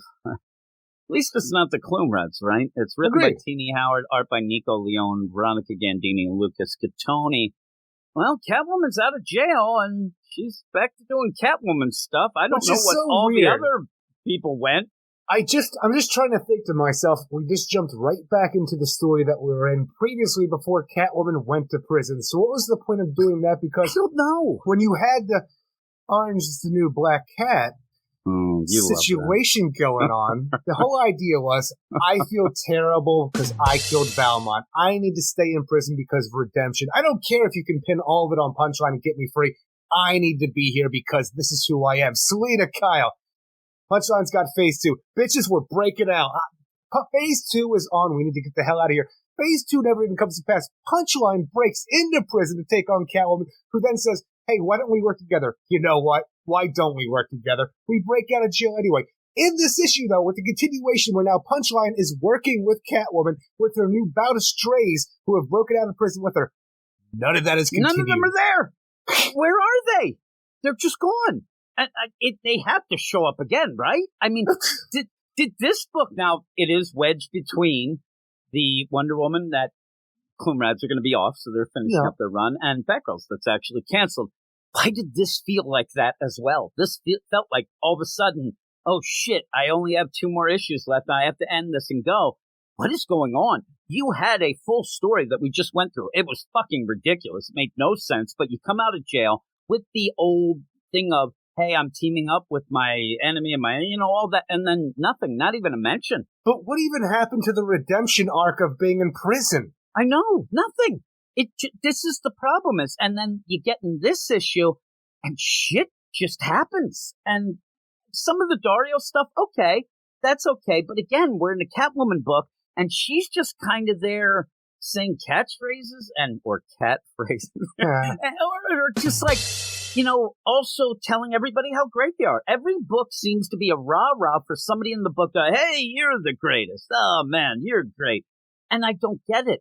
This whole story, and then by the end, in a book that's been so fucking ridiculous, you throw in something like the Black Glove, things like that I'm like, I'm not even going to bother with you. I don't know. Well, we're just going back to taking on the mob families and ultimately just Black Mask, because now we have Punchline under our thumb. We have one of the mob families under our thumb. Now we're going to get Tommaso under there too, so pretty much Black Mask has nobody at this point, and the ones that we have out there still, Aiko Hasegawa and the Hasegawa clan are going to take care of. So Black Mask is on his own, and I'm telling you, it is the first arc of this all over again, where it's Catwoman versus Black Mask. It's kind of that, and it's weird. Are they going to go to the dentist again? They're going to teeth cleaning? Because even that whole play of the mask and things like that, that's just pretty much, the guy he's got more, costume changes than Lady Gaga in this run. Every time I see him, he's got a new fucking mask on. And so he's going, and they end up starting out here. And you have these crime families, but they're only there to get beat up. They're not doing anything anymore. They're just fodder, like you said, to then kind of turn or get taken down. So Black Mask will be on his own. But Black Mask, at one point at the beginning of this Teeny Howard run, he seemed like a threat. He was a legitimate threat. Roman came in hard, and he seemed dangerous and something that Catwoman had to deal with. And in my mind, I think a lot of people's mind, Black Mask is Catwoman's ultimate enemy. But after she destroyed his mask, it's all been downhill from there. And like Black Mask has just been in the background, just kind of cackling with the stupid alternate mask, but not really a threat. Fucking Punchline was able to take him down. Yeah. And so that's shade, Eric. And so you're going through this. So what do you got? Well, what you have is Aiko, who can't be Catwoman anymore, but that's kind of like, kind of going back and forth in this whole play. I don't need the explanation of, well, you're bigger than Catwoman. You're Aiko. You don't need that identity. You're strong, and I love you. And Let's there can't go. be 2 of us. Come on. Yeah, and she's like, okay. But in the meantime, the crime families, instead of it being clever, we saw it from the beginning, but it got more and more. They're just sexist assholes. That's all they are. That's all they do. That's all the play was. Even when they started calling it the Gentleman's Club, and Aiko couldn't come along to play because she was a lady. But that was the thing. No, remember, they called it the Gentleman's Club, and she could come to play. She was upset because they didn't change the phrasing because they didn't care. She was at the table at the club. This is the Gentleman's Nobody table. took her seriously. And she ended up saying... And now that she's working with the Catwoman, we're going to kill you, Aiko Hasegawa. But even that, it's like, this whole thing with Aiko really has been, you working for the Catwoman? No. You working for the Catwoman? No. You working for the Catwoman? Yeah, I guess so. And there you go. And they just want to yell, hey, you bitches. That's all it is. Then the Abansku family, they're all like, oh, we're trafficking women. That's all we're doing. And Aiko Hasegawa has a big problem with that. You're not going to no women trafficked on our river. Anybody else, but no, you end up where that's going on. The interesting thing, if you have been reading, and I'm not going to say enjoying, because who's enjoying this?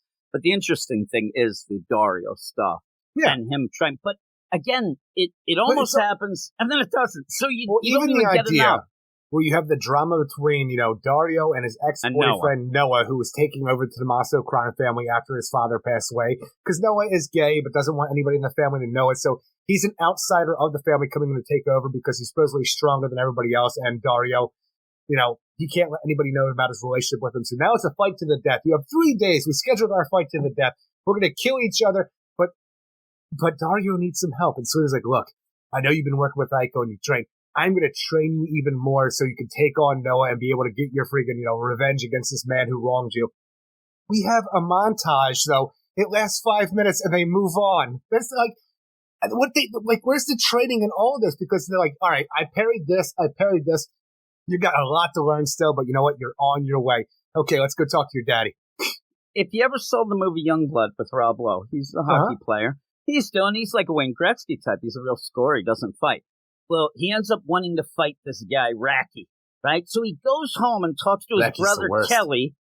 Kelly takes him into the barn. They fight for 3 minutes, and then Rob Lowe now beats the shit out of Racky, who really, to me, always looked like Robin Williams. Well, you always just got to learn to pull the jersey up over their head. Well, that's what he needed to learn. Go. Yeah. And he learned the deal. But in this, we're talking learned that in 3 minutes. And what ends up happening, though, is Dario goes and is like, listen, I'm scared, Catwoman. He wants to fight me. Come on, we're going to teach you how to fight. And then he says, I knew how to fight. Look, I know how to drive. I'm like, oh, look at you big boy. Let's go. It's so ridiculous. But what are they doing? And then she starts saying, you need to learn for real. I'm like, are they going to go kill somebody or something? Like, seriously. But they're going to do stuff that nothing makes sense. We're going to break into your daddy's house, and we're going to tell him, what does you got to work against Black Mask, and we'll make you some real money, something that Tommaso crime fabricate. And you know what? I gave your source of power, the icon of your family, the black glove, to your family back in the old country. I can get that back for you if you work for me. Hey, Black Mask, the Catwoman, she made me a great offer that I can't refuse, so I'm going to work with her. God damn it, Tommaso. And even the idea where we have this going on, it turns out, when they're talking on the phone, Tommaso and Black Mask, turns out Catwoman's out of jail. When did the crime families know that Catwoman was in jail? Now, the Queen of Hearts, or the Queen of Diamonds, I believe it was, from the Royal Flush Gang, she figured it out and went to prison to take on Catwoman. She didn't know it. But it seems that everybody here now, out of nowhere, knows that Catwoman's in prison, and now she's out. And I don't know. Maybe if you go and figure out who escaped from prison recently, if you knew this, you'd be able to figure out who Catwoman is, even though in my mind, everybody should know that Selena Kyle is Catwoman. You should, but even so, you get all the things and kind of get okay, I think it's her, like the one who looks exactly like Catwoman. Yeah. I think it might be her, but in the meantime, you have other crazy things because you do have, this big firefight going on. And we had the problem way, way back with some of the girls. That one girl ended up getting killed that kind of tried to step up and help. Jetty. So you end up where Aiko and Selena. Oh, God, Jetty. I love it that they're running away. They go into this room where these girls are and they go, oh, my God, I didn't know you girls were here. I can't lead them back here. But they do. I mean, you already did it. When you're being chased by people toting guns and you run into the women's dressing room, you say, oh, my God, I can't leave these maniacs back here. I can't let any more women get hurt. We got to go another way. What they do in this issue, they run past them out the door. So there's no backtracking involved. What you did is lead them to them and then run past them. Yeah, and you said I can't lead them to them, and you did. If the girls weren't on, I don't even the idea that they say, hey, who you looking for, boss? Where's Kellen? We ain't seen nobody. The girls are playing, but if they just came around the corner spraying at the direction you went, all the girls are dead. You did nothing to help them. Nothing at all. Nothing at all. You actually, and why mention that when they hear that and they're like, hey, get out the back door. All right. Yeah, sorry about that, girl. Sayonara, sucker, R.I.P. They go. But that's when you end up having, the Dario deal. But you end up then going to Selena. Now she has to wax poetic about Valmont. Oh, Valmont, I miss you so much. All we have left is this cat that brought me ramen in jail, but I loved him so much. But see, Valmont, I have your blood on my hands, and it's the weirdest part because I'm going to have to give this cat back one day. You told me after you stole the cat from me to gain my interest that we'd go and have to give the cat back to the people one day. But I'm going to have to do it on my own. Valmont stole the cat so that one day him and Selena will return the cat, but the dialogue, we said something got wonky. The way that he stole her from me to get my attention, and we had an unspoken agreement. We'd return her someday together. Later. Someone out there is this cat. Someone out there is this cat. And someday I'll have to solve the mystery of where she came from and take her home. Someone out there is this cat. And I can only imagine this is some weird writer fuck-up where they threw that. And I just want it to be this because I want me to be right for whatever reason. It's not a good right to have. You said Valmont that you thought Valmont's spirit went into the somehow. cat. We got the shaggy fucking DA. But fucking I have stupid. to imagine this is a writing screw up where they showed your hand where someone out there is this cat. There is this guy. Just imagine though that we just got out of a jail, arc. Selena was in jail. She had this cat pushing ramen down a fucking vent to get to her in solitary confinement, and then she ends up breaking out. Those people disappeared. Nothing made sense. And yet what you're starting out in this seems to be maybe an arc where she's going to try to find Duchess's fucking real owners. The shit that we all want to read. Why? And I get the idea. There are times when writers do something. Say, you end up having Batman wall up KG Beast in a sewer, and people don't like the idea that Batman. So you have to retroactively change some things, make it right. I don't think anybody is saying, "Well, Selena, you did steal that cat. Like, Valmont stole that cat, and you should be against stealing cats because you're a cat person." Bullshit. You're a thief. What? Yeah, I mean, it's so ridiculous. The things in that has to be mentioned as if it's trying to retroactively make things better it wasn't bad anyway. But the cat also is like, I'm looking at the cat. I think I'm looking at like Lucy in the sky with fucking diamonds. I'm looking into other dimensions. It's a escape of stars. Well, that's and moons. because it's not a right cat, Jim. The thing is, it's Valmont inside there. Kind of like back in the day where Manchester Black's mind was merged with a cow until it wasn't. Exactly. Didn't you go and check because at one point you wanted to see if the eyes of Duchess matched up with Valmont? But he's always wearing that fucking mask. The thing is, I might say shit like that. I'm a lazy man. I'm not about to go and do that anymore. Yeah, I don't know. I think that. I used to do that shit with other comics. So like, did the ice match? What was it? I don't even remember what the hell nonsense. We did that with Tom King. Oh my God. With Punch and Julie, where Punch was actually like, Commissioner Gordon, we thought that maybe Punch was in disguise as somebody else later on. He's a lefty or a righty.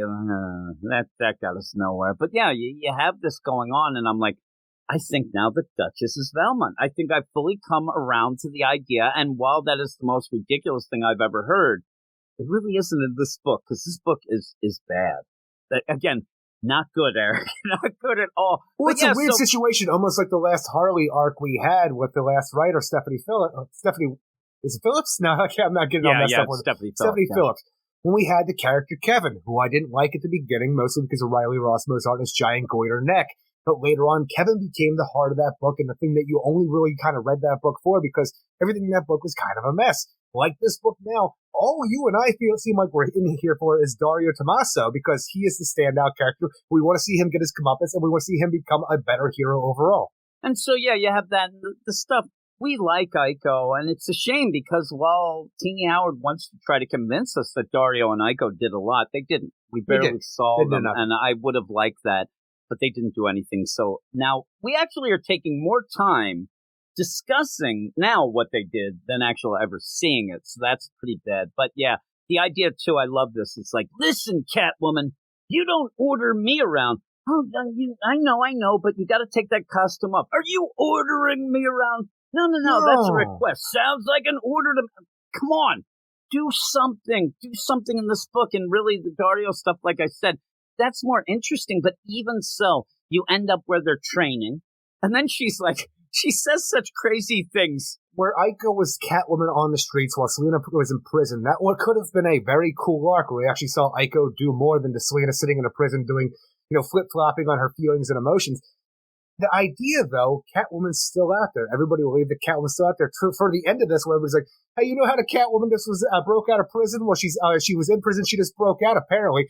So what did we do with Aiko and the Catwoman? Everybody just knew that Catwoman was in prison. Yeah, and what's up with that DA lady? What she is? She was in her mind right now? Yeah, she's like, what? So you end up, they're going to train. You got claws, Dario? Well, use them or keep them hidden. And then she just drop kicks him. And for God's sakes, don't hesitate. And then he gets mad. So she says, listen, you need to practice doing the real thing. Now, this is practice. Really what she says and what Dario never says, you need to train me so that I can kill Noah. he just doesn't want to get killed. He doesn't want to die. So he's like, kind of do that. That makes sense. Not the so face. She trains him for maybe 3 seconds. She stops and says, what you really need is the real thing. And then they go on a stealthy mission to infiltrate his father's apartment. This doesn't make sense. This is not going to help him. But I see what Teenie Howard does in some of the books that I've read, but also Enrico Tamaki, what a lot of people do nowadays. You end up getting that regretful deal where, oh my God, Dario's dad does love him. Oh my God, because now he's upset. I haven't heard from my son. Really? You're that much of a piece of shit you can't tell that your goddamn son right there. Double hard. So you end up where they go in and say, I have a offer you can't refuse. We got the Black Claw. We're going to do this. And like you said, then insists. And by the way, have you seen your son Dario lately? And then that's where he's like, oh my God. And all this is going to end is that Noah is probably going to get close to killing Dario, but then the dad will accept Dario for what he is, but Dario will say, I don't want to be any parts of your nonsense anyway. That's all it's going to be. So you end up where he's all upset, and maybe he'll die. Maybe the dad will die, and then Dario will just be like, I'm going to take over and do it the right way. What's the right way? I'm going to crime family. Women, children, and men. I'm not just going to discriminate on anybody. You know what happens in these things where, he'll take over and then he's just a piece of shit. That's what happens. But yeah, you end up where they go to Black Mask's temporary underground hideout where he's yelling about mothers and stuff. He's just he has become Dr. Psycho. I don't know. Like everything is bunch of soy boys. I love it. He's like, hey, your mother might be cheaper. Why does he have to do that? Honestly, for some reason, it's my favorite line in the freaking whole book. It made me laugh, but seriously, look at first off, look at the guys that he's yelling at. The one guy looks like he just got off the skate park. The other guy looks like he's like a librarian. They're just loading shit. You can be nice to at least those guys. Your mother may be cheap, but my stuff isn't. Don't drop it. Zinger, man, zinger. You did it, Black Mask. I got a call to take, but by the way, I saw this guy, Kevin, the other day. He had this big go your fucking neck and this Joker tattoo. So what I'm going to do is I'm going to make a mask that has like a bottom jaw fucking shit and then also maybe a zipper type thing underneath it that I don't quite, kind of get. I don't, look at that one underneath. I don't get, does he like move that to make it seem like he's talking? I don't know. It's ridiculous. I don't think the mask is for function, really. It's just there to be, a mask. I want him to start yelling so much he gets so fired up that fucking jawbone falls off. Oh, God damn it. And then he's like, why, if you're going to do that nonsense, though, he still has his suit. Oh, my goodness. It's party on the top and the business on the bottom. I don't know what he's doing, but he gets a call. Also, what the fuck is going on with Don Tommaso? The guy might be getting a BJ or something. Look at this look that he's got on him. Like, you look like crap, buddy. I thought that maybe somebody had a gun to his head, which maybe they do. Maybe we'll see something that I don't know. It's nonsense, Eric. What would you give it?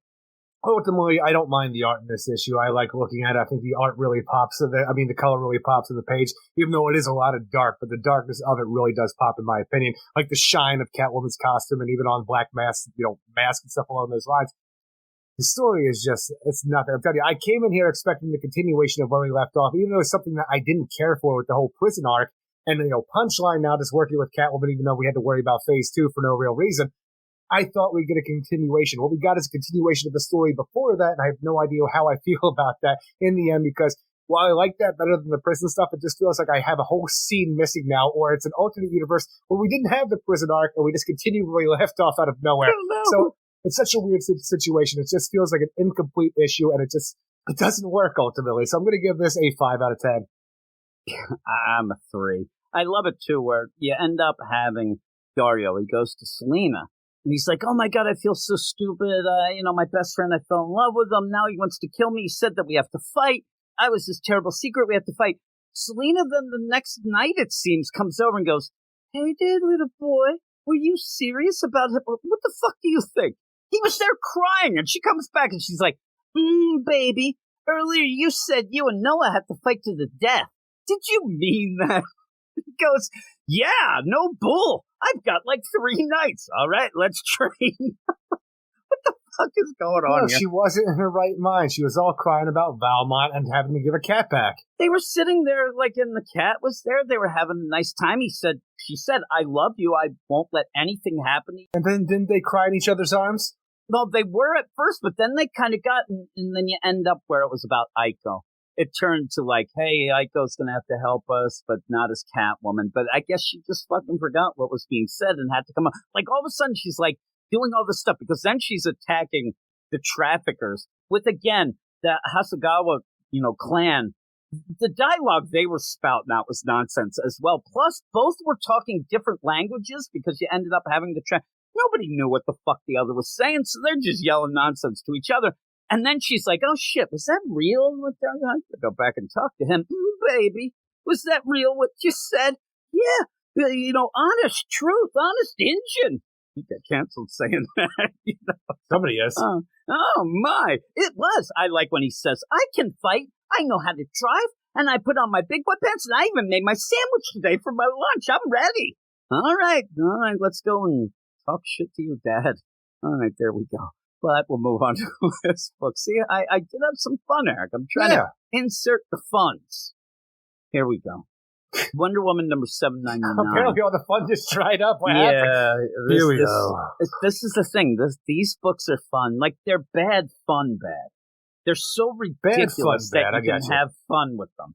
This Wonder Woman, it's not that fun. Though I can laugh at a couple things. I'm sure that will come up with some nonsense. When the nonsense is there's 800 artists in it, and I was wondering why.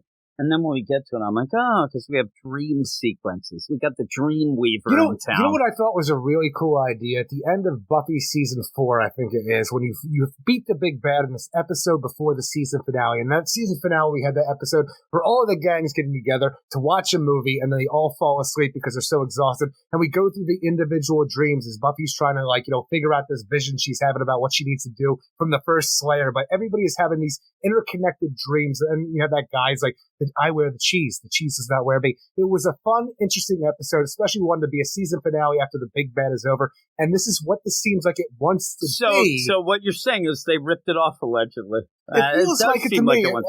But the thing is, that had a purpose, and it actually tied everything together and made the characters look great. Every character who has a dream here incorporates Wonder Woman into the dream into different scenarios, but it's just, you know what? You're pretty great, Wonder Woman. Cool. On to the next dream. There's a lot of times what the Clone Reds end up doing, even when they try to explain it, it seems like they wanted to do something clever, but they just aren't able to do it. And that's probably what is happening here. And also, they get done this tie-in to, Revenge of the Gods, which was bullshit. And now they have a couple issues or an issue, and then part of a 800, they need something to throw in. So obviously they pick something, a dream deal. You can do that because you're not going to ruin anything in any of the, everyday continuity, because anything can happen. But again, it's just the, Dream Weaver, let's walk through dreams and see how great Wonder Woman is. And it is kind of bullshit. But we get Juan Ferrer. We haven't had him in a while. So, written by Becky Cloonan, Michael W. Conrad, art by Aletha Martinez, Mark Morales, Megan Hedrick, Juan Ferrer, Terry Dodson, Rachel Dodson, Paulina Ganschow, Tamra Bonvillain, Terry Dodson again. I think it's all over the place. And Pepper. So you got the colors and the inks and the stuff, Eric. But there's the doubles. When they double up and stuff.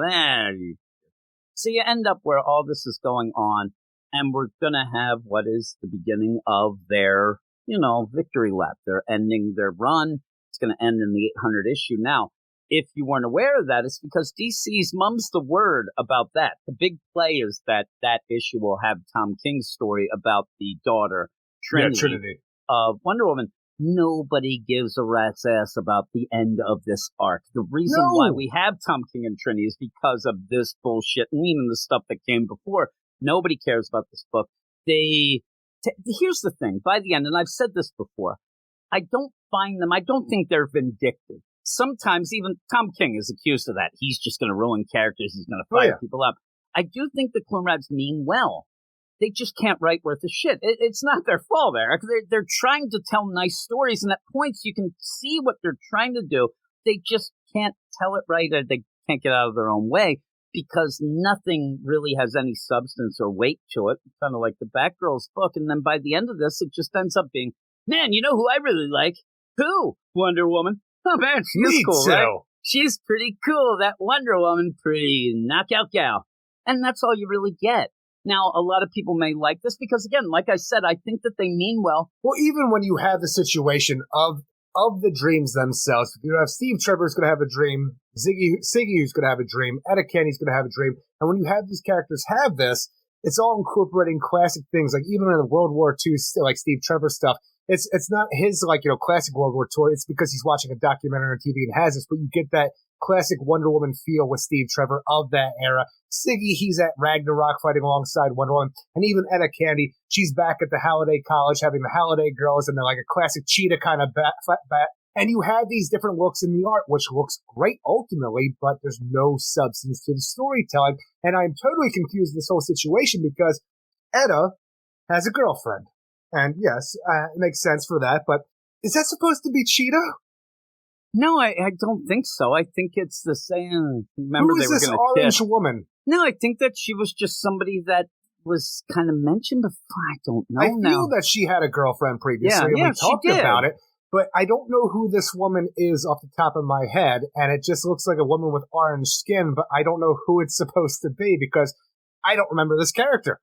Yeah, I don't. I thought it was Dal. I actually thought it was Dal, and then she's in the deal there, but the art changes, and I don't know. We'd have to check. But again, I like the Holiday Gals a lot. I think that they're always cool. It's that classic feel.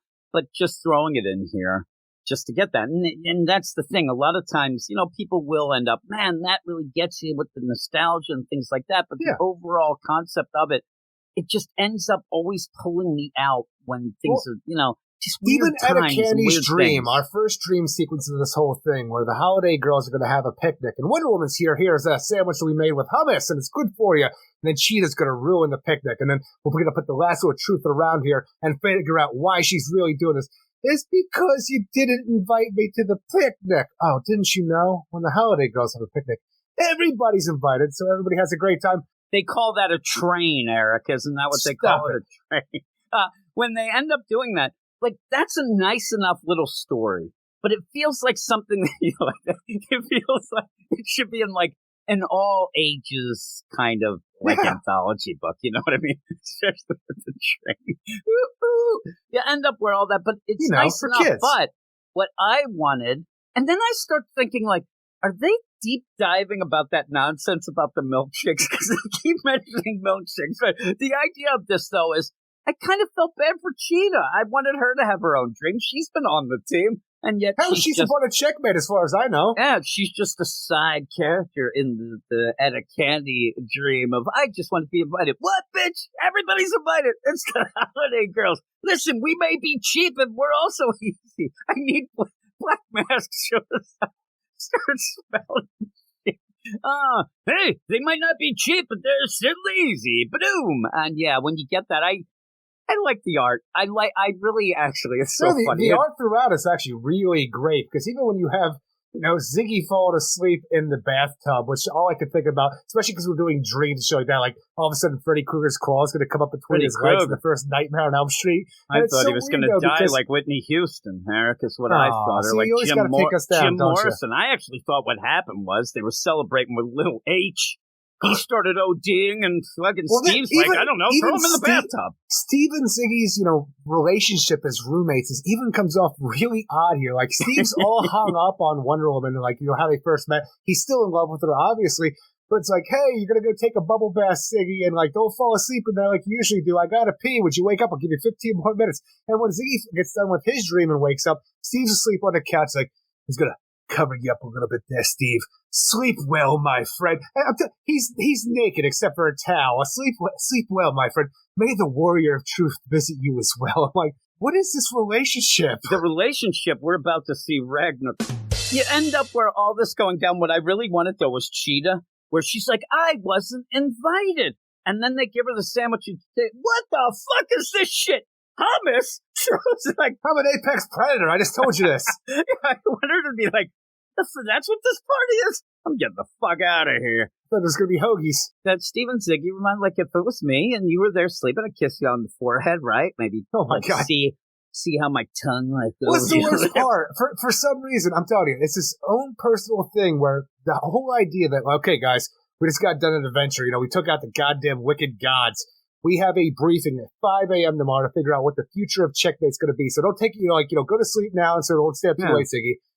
If I fall asleep on a couch watching fucking World War II documentaries, you want me to wake you up to go to bed? Yes, wake me the fuck up. I don't want to sleep on the couch. Well, Ziggy, this guy plays with fire.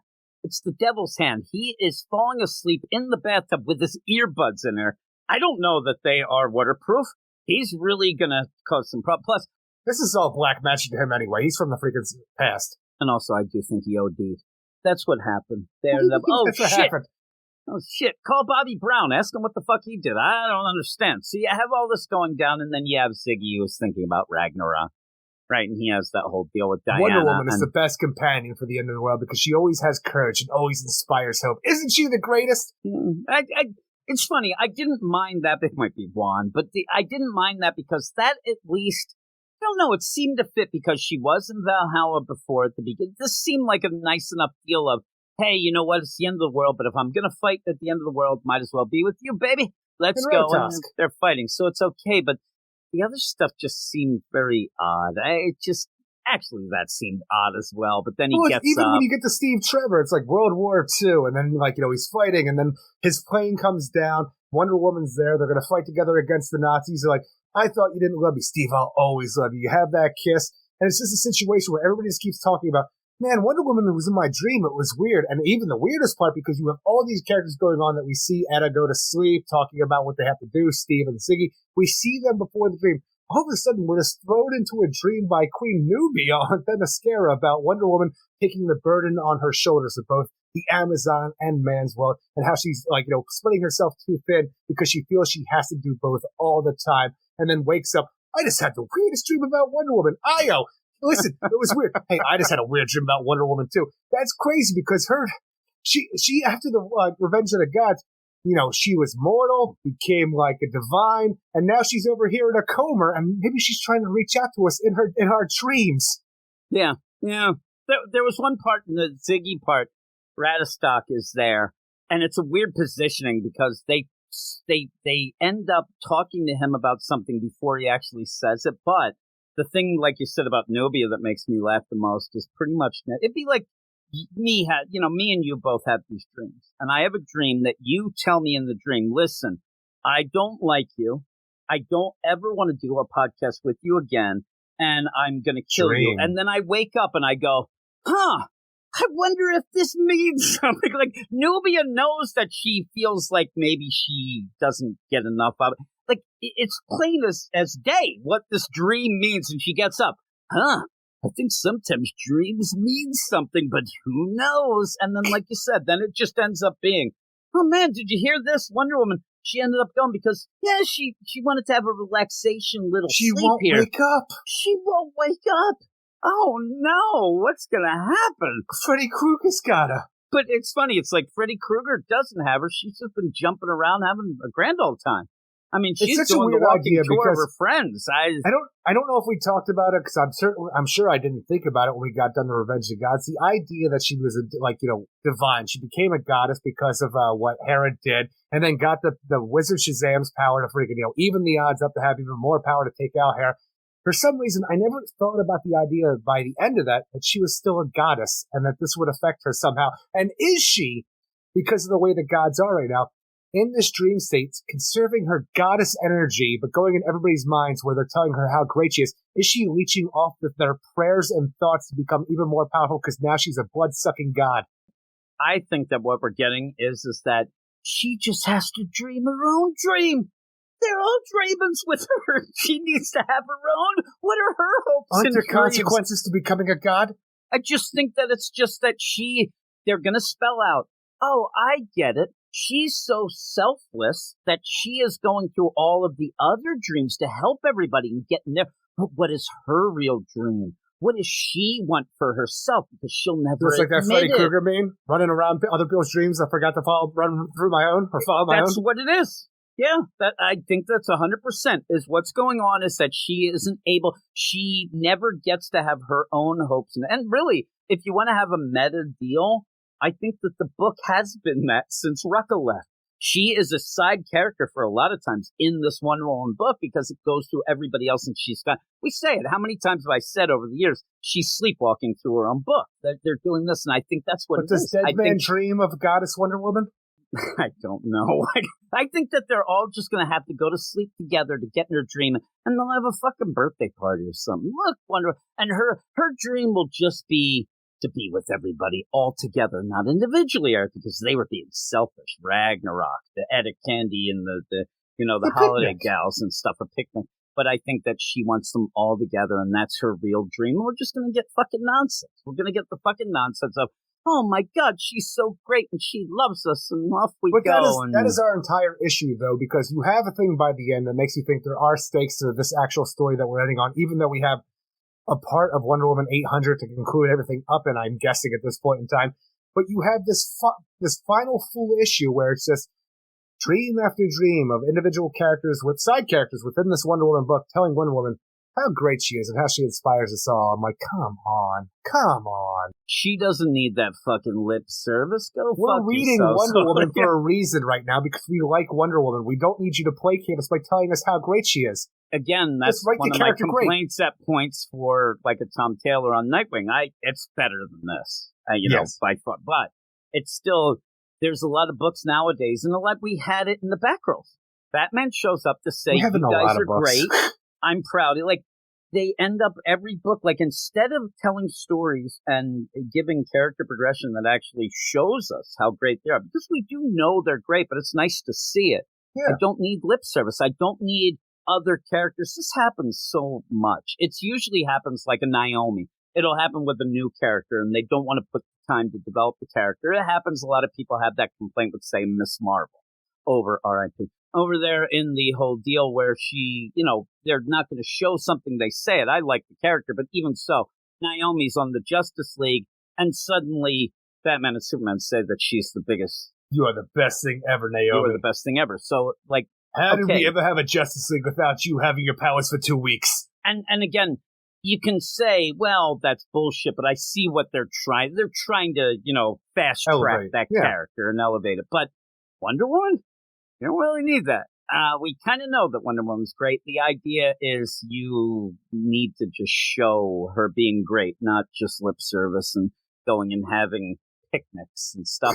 And again, another thing about it is, just as a little bit of a soapbox deal, Wonder Woman being great doesn't have to always mean that she becomes best friends with Medusa and Cheetah either. She can end up being great all sorts of ways, and at points she's going to kind of have to do some things. I think that what I find funny is this is really this is, what is it? I'm trying to think of the term fluff. This is like a fluff piece, you know what I mean? And then we're going to go away for 2 months, and then Tom King's going to hit like a fucking brick wall. Like, this guy, but maybe that's what we need. I don't love Tom King. We need a child to die. I'm worried, but maybe as a child. But, maybe you do need to kind of light a fire under this book and get something going. I don't know. Well, you need to have something that's going on that's the complete opposite of what you have right now, because Wonder Woman's hurting, and maybe it's that complete opposite to get eyes back on it, where you have this complete shock and awe situation, and then you put Tom King aside and have another writer come on and tell an actual Wonder Woman story where it's not Tom Kinging it up, or including it up. Once you announce that daughter, I think that he wants to be on it for the long run. Maybe he'll end up doing well. I don't know. We'll have to see. I'm not really looking forward to it, but I'm kind of looking forward just to see how different it might be, because something has to change. It needs something, yeah. And we're not fans of Tom King, but we're always going to give everyone the benefit of the doubt for something new they're on, because they always have a chance to wow us. And this is the same thing for Wonder Woman with Tom King. This is your opportunity. I'm here. I'm going to be here reading it no matter what. So wow me. Yeah, and I said, unfortunately, The Vigil was on our Patreon spotlight. I'm not a big fan of Ram V. I've gone on this podcast and said it a bunch of times. Vendetta. It's been called a vendetta, but I love The Vigil, Ram V, because, like you said, it's not a vendetta. It drives me nuts, because then I'm sitting there talking to people, and they start saying it like, well, I'm not going to listen to you that is a about good that. catchphrase. It's a vendetta. I'm like, yeah, it's not a great one to have your co-host seem like he's a hack, but I end up, and I mean you. I know. The idea where it's going, like, that's the fun of it. That is the best. Where, yeah, every new book and every new thing, because we'd rather like the things than so. Luckily, though, because Clone-Red seems like, well, they're going to do that night too. I'm not impressed with them. But like I said, they don't seem to mean harm. It's just not that good. But we'll see. So it's not very good, Cesar. They're kind of bad. It's awful. But it's not like I sit there and say, like, oh my God, you're the worst. You're ruining the character. You're just not really doing much with the character. The characters, of Wonder Woman's kind of been spinning the wheels for a while. Yeah, I don't like the Bendis checkmate that he put together, but that's when we left things off. All of a sudden, that's just thrown to the wind for Steve Trevor, Etta Candy, and Cheetah and Siggy. You said Steve Trevor, like you were from Brooklyn or something. Yeah, that's Steve Trevor. What's up, Steve Trevor? But what would you give this? I would give this a 4.5 out of 10, and that's all for art for the most part, because... Yeah, I'm going to have to go with art as well for a 4.5. 4.5 out of 10 on Batgirls as well. That had more... Nothing really happened in that book. It had way more story throughout, though, for a book where the art was fine as well. This has no story whatsoever until the other... Wonder Woman, she's a goddess, but she won't wear cups. And it's nothing, but the art is amazing throughout, especially with all the artists you have on there. You get different feels with each different dream, but the dreams, they don't matter anyway, because it's just a freaking... He's just jerking Wonder Woman off, telling her how great she is. Do you like Io's real kick-ass eye patch? No, I need a strap. Strap's cool. I do too. Otherwise, it's an eyesore. Oh my! Steve Trevor comes in and is like, get that lady in the bathtub. She's OD'd. But don't you know? This is what we do. And it's Steve Trevor. He has a lot of experience with ODing people. So with all that, though, what is your book of the week? My book of the week is Titans #1. Yeah, that was not mine. Mine is The Vigil #1. So at least we both liked some number ones, right? Some of the books, though, this week were big number 2s. What do you think of that, Eric? But here's what we're going to be talking about next week. 2 of these books will be picked by the badasses, the Get Fresh crew. And they will be on our Patreon-only Badass Spotlight that comes out every Thursday night. I'll tell you what I think they'll be by the end, and I'll be wrong. But hey, that's okay. I'll tell you. Yeah, I thought you were going to say, but I'll tell you. And I was tell you. I thought there was going to be this big, statement you were going to say. No, you were just saying, I'll tell you. I'll tell you. Here's what we have. Action Comics number 1055. Pretty cool, right? Pretty cool deal. What's our next story after Page? Oh, Steelworks. That's right. Yeah, it's the Steelworks deal. I'm glad that you remembered it because I actually forgot, but we'll end up continuing the main Philip Kennedy Johnson story. Pretty cool story. Then we'll get the young John being manipulated by the princess in a way that we were hoping was a little more lighthearted and good, but we'll see. It can still get there. It can still get there. Come on, Dan Jurgens. The whole deal is that girl might be just really up, trying to get the quickest possible way to get Superman there. Maybe she's a little misguided and she become what we thought. It's not gonna hurt, but maybe. And then you have the Steelworks deal. Okay, we like Steelworks, right? We also have, Eric, City Boy #1. City Boy that we've been waiting for. And I think that because in honor of that, we will play out... We'll play out City Boy's song at the end of this podcast just to get everybody fired up for that book. Green Arrow #2. All right. See if that makes more sense. I liked it. I really liked that first issue, but you're going to have to start telling the story. And it seems a little wacky, but we'll see. Maybe Why isn't Green Arrow dead? Together. Well, let's see. We'll see if they get that. Speaking of wacky, we also have Harley Quinn #30. We're having a good time there with those first 3 books. You know what the thing is that Harley Quinn, and we talk about giving every book its fair due and whatnot, but Harley Quinn is so bad. I know what it's going to be. But it has such an opportunity to eventually have an issue that we're like, holy crap, this is pretty good. Not if it's doing what it's doing right now. But I think it's going to continue the same nonsense, but we'll see. We'll have to wait. Justice Society of America, JSA #4. I'm looking forward to that. The funny play is I'm like, we're only at 4 and we have to wait till 6 for the Lost Children. Oh my God, it's going to be 3 years before we get to there. But at least we're getting #4, hopefully, because a lot of people sat there when it said Lost Children will continue in the JSA. I said it oh man, but we don't have much. We still have 2 issues. Hopefully that can kind of tighten up that story with Huntress. All I'm just that hoping that with this issue I can children. start sussing out the story better. Yeah, that's what I mean. I like what we have because I can see the bones, but I need more meat to it. You need more meat and skin and cartilage and let's guts, right? Hellraiser You need this. Let's all come back. of it there. Yeah. But that's what I mean. Hopefully these next 2 issues can really solidify that story so that when we get the Lost Children, it'll end up fitting in a lot better and everything will go smoothly. Nightwing number 104. All right. All right. All right. More Nightwing, less Titans for Jim Boy? I doubt it. I think it'll just keep doing the same. I don't know. Take out that Heartless? I have no idea. I really don't even remember exactly. Oh, we were in hell with the Titans. Well, no. Not only just that, Jim, but if you remember, Nightwing became the legal guardian of Lil Buster. Yeah, we'll see. We'll see how that plays out. Now he's got a steady girlfriend, a daughter, a dog. Dick Grayson's just coming up all over the place with what's going on in his life. Living in sin. Oh. You also end up having Tim Drake Robin, number 9. Poor Tim Drake. We'll see how that turns out. And then we have Unstoppable Doom Patrol, number 3, which I think that book is just going to continue to be quirky for quirky's sake. Try to be crazy without a story. I'm worried about it, but I always give it a chance as well. And you like it a little more than me, but I'm not really digging it that much. But that's that. That is it for next week. My picks, I think City Boy will be on Patreon spotlight along with the JSA number 4. That would be my 2 Honestly, picks. That's a pretty good pick. I think that's why, again, I wanted to play the City Boy song on the way out because I really think that it's going to be picked for the spotlight, and then people wouldn't get to enjoy that song. They wouldn't get to enjoy Put so much hard work into this. We need more people. And that, yeah. And again, I've been talking to some people about the Vigil, Spirit World, and then saying City Boy, even if City Boy isn't as great, I haven't read it yet, but 2 out of 3 ain't bad, as they say. Great. And we've already been pretty impressed with these, We Are Legends deal. We've been pretty impressed. And if City Boy hits, I mean, really, that's pretty impressive, right? It is. It's coming up new characters in a time when new characters are really hard to present and get going and whatnot. So maybe there is hope. Maybe there's hope for one Eric Shea. A new hope? Maybe a new legend. No, Eric. There isn't never. There isn't, yeah. So with all that, though, I do think City Boy and the old JSA, if it's something else, whatever. But if you want to listen to whatever it ends up being and even get to vote yourself, go over to the Patreon.